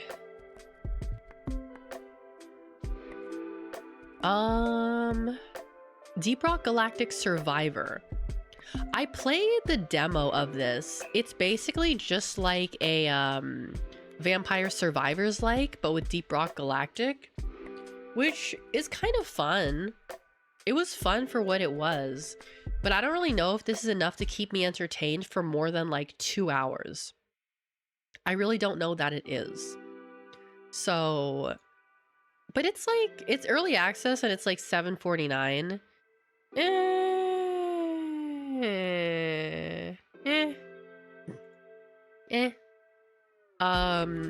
Indica, that was the one we were talking about earlier in terms of like artsy fartsy games. I watched Meredith play a little bit of this and it looked interesting. But like I said, this is one of those games that's more of an interactive experience than a game. So, oh, is it by the same people who made, by Indica and the Invincible Bundle? I could get 2 and save 10%. I don't think this is a priority for me right now. I don't think it's a priority. It's only 20% off. It's only 20% off. So we'll see. Let's see. 20% off. Oh, you want those games, right? So here you go. This one was like game of the week like 5 months ago. So I don't know how interesting this would be to play now. It has mixed reviews. Why are the recent reviews mixed? Why are the recent reviews mixed? Because it's not really anything. It's fun for like 3 hours and then it gets boring.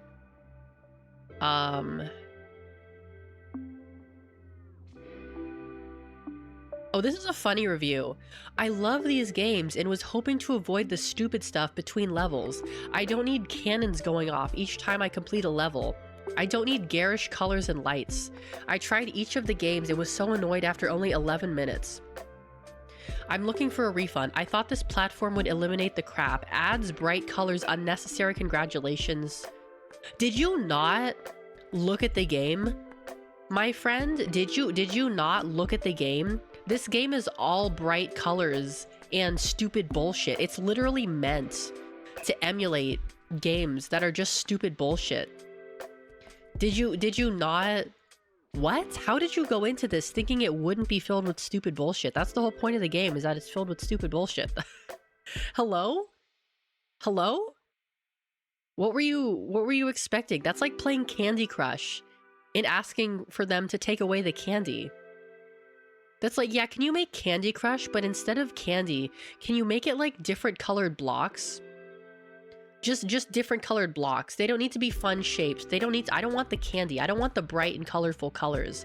I just want Candy Crush, but everything needs to be in grayscale. What kind of psychopath are you? What? What's wrong with you? What's wrong with this guy? Seriously. Anyway. Enter the Gungeon. I have heard about Enter the Gungeon. I don't know if that's the kind of game I would like, though. Is it on sale? It's on sale. 70% off. Bullet Hell Dungeon Crawler. See, here's the thing.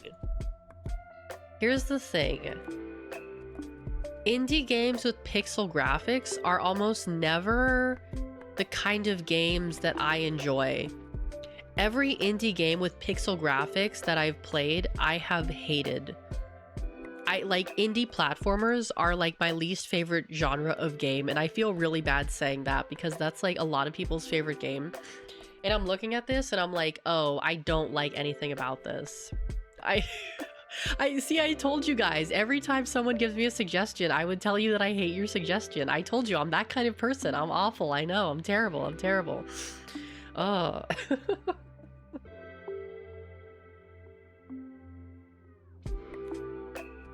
I'm like, oh God. I'm like a negative Nancy. That's like the one thing that I've been told consistently throughout my whole life is that I am a negative Nancy. And it's like, I'm sorry, but I don't know what you want me to say. Do you want me to lie? Would you like me to lie? Is that what you want from me? You want me to lie? I don't like lying. I don't like the way it feels. I don't want to lie. But I mean, I appreciate the suggestion. I appreciate the suggestion. I will say that. I will say that. I'll take the fact that you didn't immediately scoff at Toem as a W then. Yeah, yeah. Let's see. Cry Machina. This one's only 20% off. A $60 game, 20% off. That's not going to cut it for me. Oh, Fruit Mountain. This one looked fun. This one is like, a fruit stacking puzzle game. So it's like, Suika game, I guess? Yeah, it's like Suika game, but it's in 3D. Which is like a whole nother level. This one looked fun, but like I said, this type of game is definitely more of like a flavor of the month kind of thing. So I don't know how good of an idea this would be to like play at this current point in time, you know? It's only $7.19 though, so maybe. Sticky Business DLC.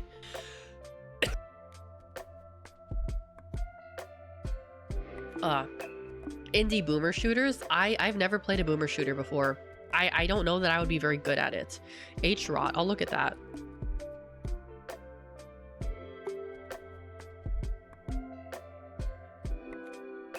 Oh wow, this one has a very distinctive visual style. How much is it? It's like $12.99. It's only 35% off. Because like if I'm gonna play a boomer shooter, I'd like to start off with an easy one, because Doom looks too much for me. Doom is like, how do I say this? Doom is like baby sensory for people who listen to metal. If that makes sense. Like, it's like baby sensory for people who listen to metal and like blood and violence. Original Doom? No, I mean like the new Doom. The new Doom, I would say. It's a very strange thing to say, but that's what it gives me. Because whenever I see people playing like Doom, I'm like, oh god, there's too much movement. There's too much movement. I don't like the fact that there's too much movement. Oh, there's that stupid freaking fly again. The Sticky Business DLC.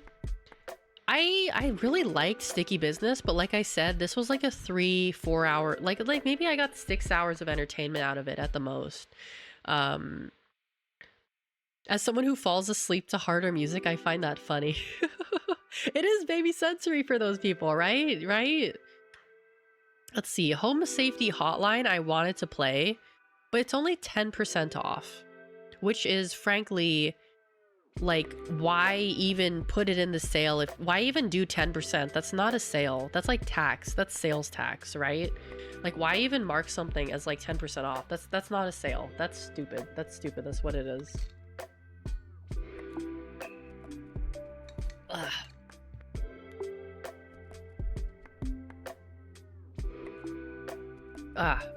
I need to get some more water. I'll be right back.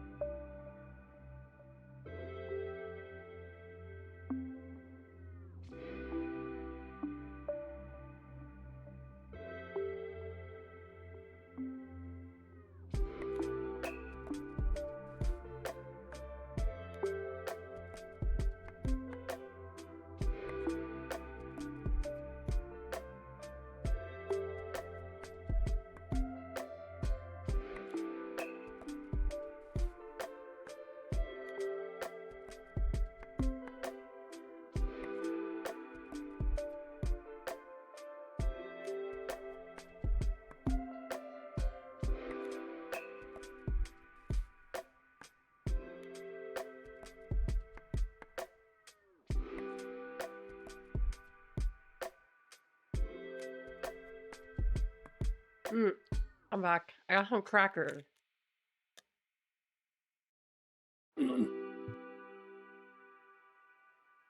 Actually, I didn't get water. I got crackers. But I'm making tea, so it's fine. Oh, Pepperjack, hello, welcome in.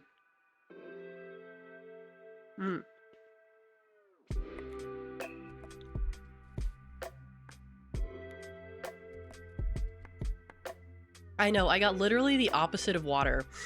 I got literally, like, that's straight up the opposite of water. It's not even funny. It's probably gonna be worse for my throat, too. It's gonna make my throat all dry and shit.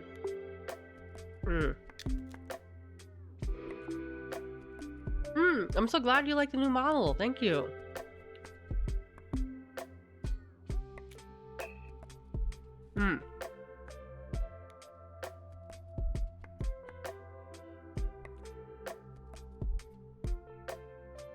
The one thing I was curious about, I was thinking about playing Beyond Good and Evil, but there's 2 versions of it out right now. So there's Beyond Good and Evil on GOG, which is the original one. And then there's a remastered one on Steam, a 20th anniversary edition, if you will. And I'm not really, the 20th anniversary edition is not on sale, but the 20th anniversary edition looks really, really nice. It looks really good. It looks very nice. Very, very, very nice. Whereas, like, the original one, it's got that jank to it. No, not jank. It's crusty, right? It's crusty. I'm not sure if people like the crust or not. That's the thing. Because I feel like I might as well just get the upscaled version, right? Might be better to just get the upscaled version, because it's upscaled, you know?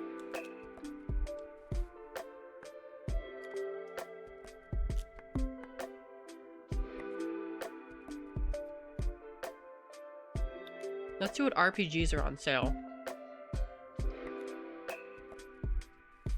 We're moving on from Steam and we're looking at GOG now.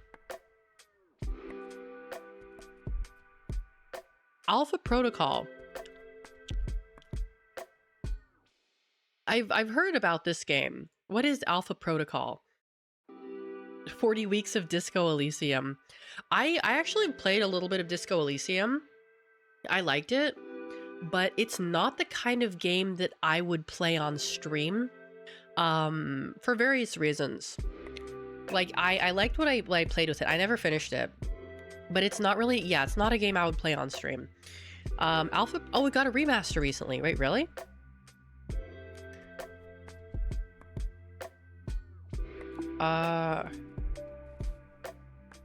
Remaster? Re-released on GOG. Oh, it was not, it's, okay, so the re-release on GOG is not a remaster?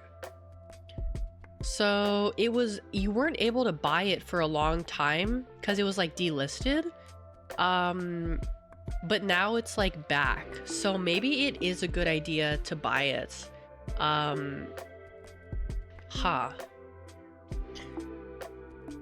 Maybe it is a good idea to buy it then in case it gets like delisted again. Oh, it was an Obsidian game. Okay, okay.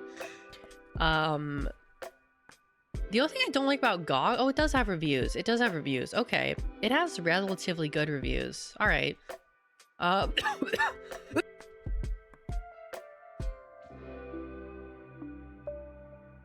excuse me. Oh, it's getting late. Okay. It looks like it was remastered. I mean, I don't know when this game originally came out. It's Metal Gear Solid, but there's a lot of choices. Okay, interesting, interesting.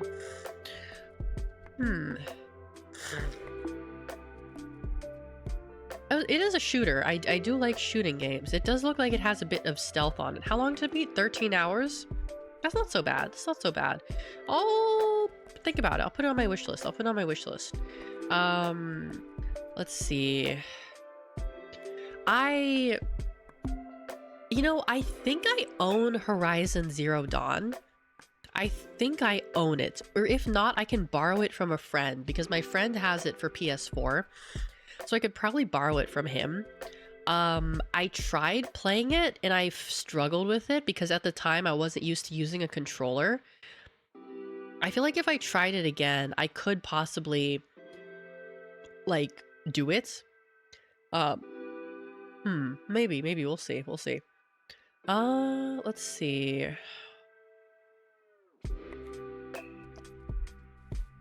I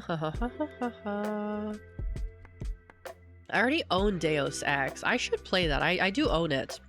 The old one and the new one. I tried playing the old one a long time ago, and I didn't get very far in it because it's an old and janky game.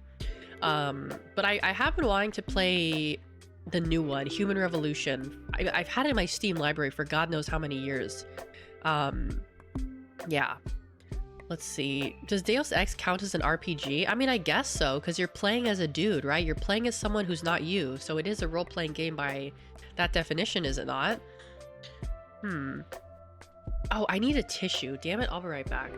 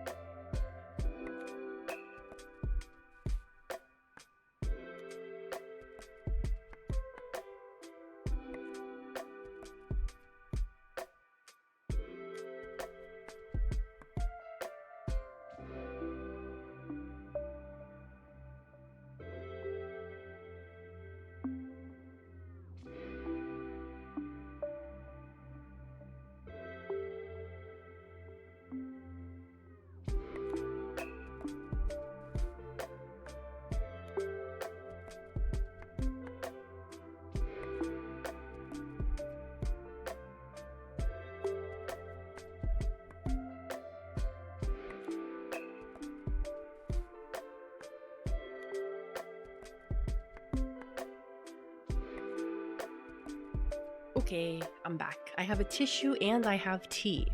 I have two things. An immersive sim FPS with RPG elements like leveling up and making story choices. Is Deus Ex the one where the guy looks at himself in the bathroom mirror and says maybe you should get a job? I have no idea. I know the original Deus Ex is the one where the guy says a bomb. I know that from Deus Ex. Oh, it is. That's funny. Oh, let's see.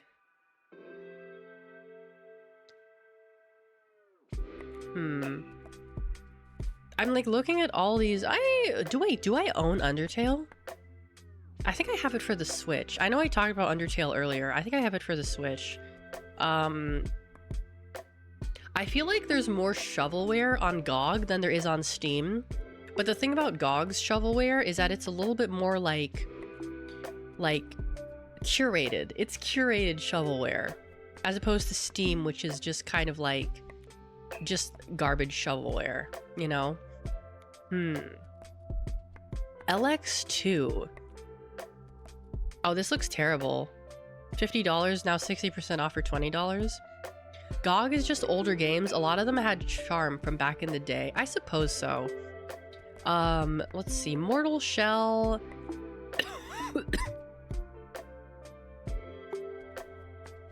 Again, that was another Souls-like that I tried and I didn't like. Mortal Shell. So that's a no from me. The Forgotten City. Walking Simulator. Okay.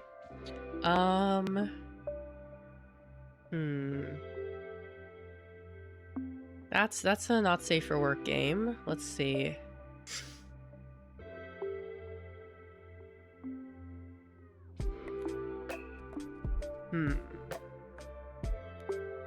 Death Trap. Oh, it's one of those top-down games. Okay. Best-selling recently. Do we have a popularity? Not really. Okay. No, not my kind of game. Not my kind of game. Not my kind of game. Let's see. Older games are not exempt from the shovelware category. Yeah, exactly. See? Yeah, exactly. I'm sure there was probably like just as much shovelware back then as there is now, you know?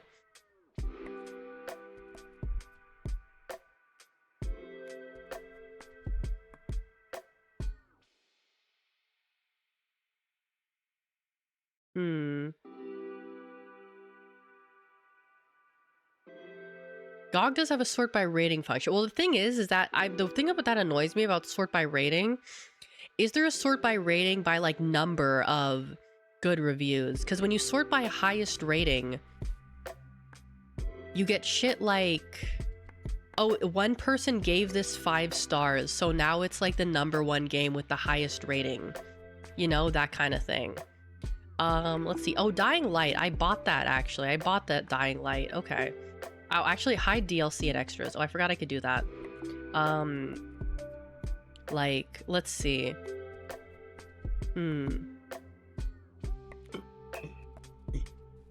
Okay, yeah, this is a little bit better, actually. This does work. Although then you get shit like Hentai Mosaic Puzzle, which has 4.8. I'm sure it does. I'm sure it does.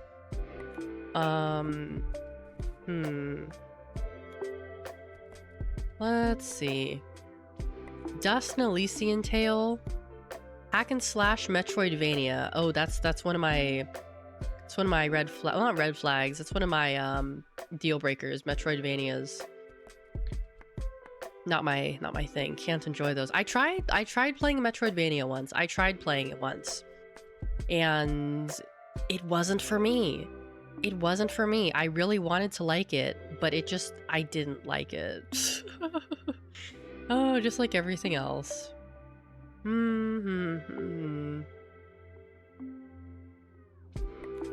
Because it's like a lot of Metroidvanias. Which one? It was, oh god, which one was it? It was on the Switch. It's the one that's like sci-fi. That probably doesn't narrow it down. What was it called? Hold on.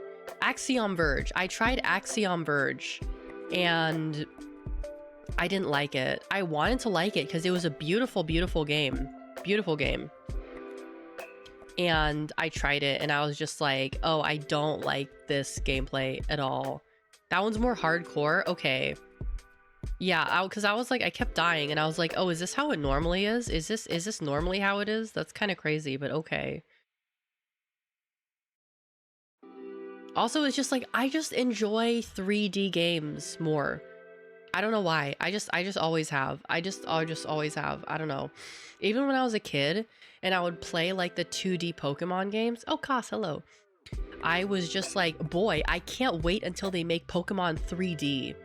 That was all I could think about whenever I played it. I was like, this is great. I bet it would be even better in 3D. Powers that be allowed for Battle Middle-earth 2 to be released on GOG. I would buy it as soon as my paycheck came in. Oh yeah, the Lord of the Rings games are supposed to be good, right? They're supposed to be good. I never really played any of the Lord of the Rings games though. Although I do like it. I've just never played those games. Oh, maybe I should, you know, I was thinking about looking, oh, the new model. Thank you. I'm so happy. Thank you. I was also thinking on looking on itch.io, but the problem I have with itch.io games is that a lot of them are not optimized very well. Even like the really small games that are not graphically intensive are not optimized well. So for me, it's kind of like, well, I'm not paying for a game that like I can't play, you know, that kind of thing. They're just, yeah, it's a crapshoot. It's a crapshoot. It's like, even if your game is like $4, if it doesn't run, then like I can't play it. And I don't know what like Itch's refund policy is, if they have one at all. So it would be a little bit like unfortunate if hold on, you know, I were to buy something and it didn't work. You're just like Daigo. Daigo from what? Like from Yakuza? Is there a Daigo in Yakuza? Yeah, there is, isn't there? Am I? Oh, you're right. I do see it. Yeah, he does have the big puffer coat. Okay. Yeah, he does see it. It's kind of hot, so I'll take off the puffer coat. I am dying. That's what's happening. I've had a... oh, fuck, Mari's streaming. Okay, I'm probably gonna have to call the stream soon because I will be remiss if I miss a Mari_en stream. Actually, I could just put that on right now so I can get my channel points. Oh, she's been streaming for like 40 minutes and I just got the alert right now? What the fuck? I hate Twitch Mobile. Why is it so garbage with its alerts, dude? Why does it always do this? Why does it always fucking do that? Thank you for the Pope mode. God. It's like for some reason, Twitch and Discord on my phone, they don't send me notifications until like 3 hours after. It drives me crazy. I don't understand why it does that. Like, I have my phone set to like fetch, like to, you know, like it's not on like low battery mode or anything that would like stop it from grabbing info or whatever. But yeah, the alerts don't work and it drives me fucking crazy. Or it's like I get alerts from Lyft and Uber every single day. They send me alerts and I get those, but I don't get the alerts that I need. It makes zero sense to me. It drives me nuts.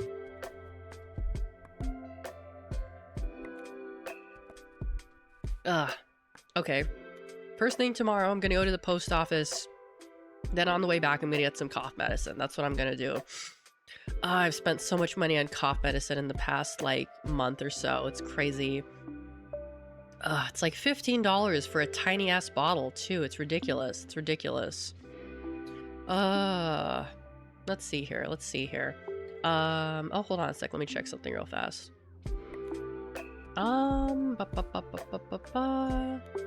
Just allergies? No, I've been getting sick for like the past 2 months. I've just been getting sick. Like I get better and then immediately after I get better, I get sick again. Oh yeah, no, we've talked about this earlier. I have a neti pod. I used it today. I've just been getting sick over and over again the past 2 months and it's been driving me nuts. I don't really know what the problem is, but I'm going to talk to my doctor about it in 2 weeks because that's the only time I can see her is 2 weeks from now. Wanna grab it while we can. So that's what I'm going to do. But yeah, I've been getting yuckiness.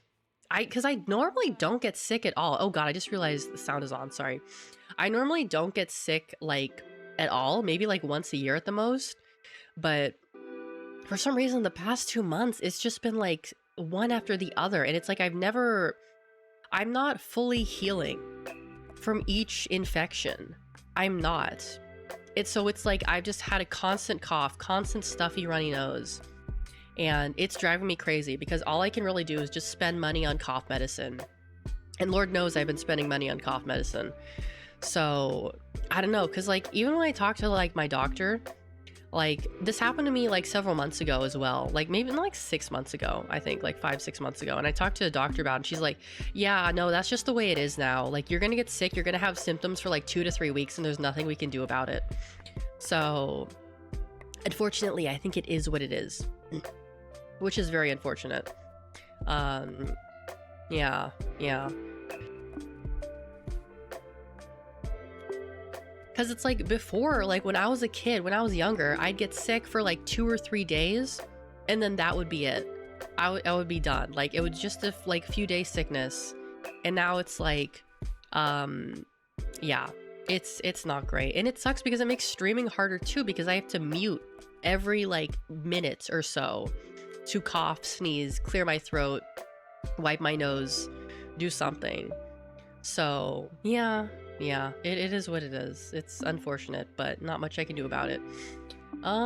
Let's see. I'm going to switch over to the ending screen now, since I'm gonna switch over to the ending screen. There we go. So I'm gonna be streaming tomorrow, probably, most likely. I don't need to wake up. I don't stream early. So the Dead Island is gonna be probably my last time streaming Dead Island, I think. Like I said, I'm not really too keen on finishing it, so I'm gonna find something else to replace it with. That's gonna be at 3 Pacific, 6 Eastern, and then, oh god, hold on.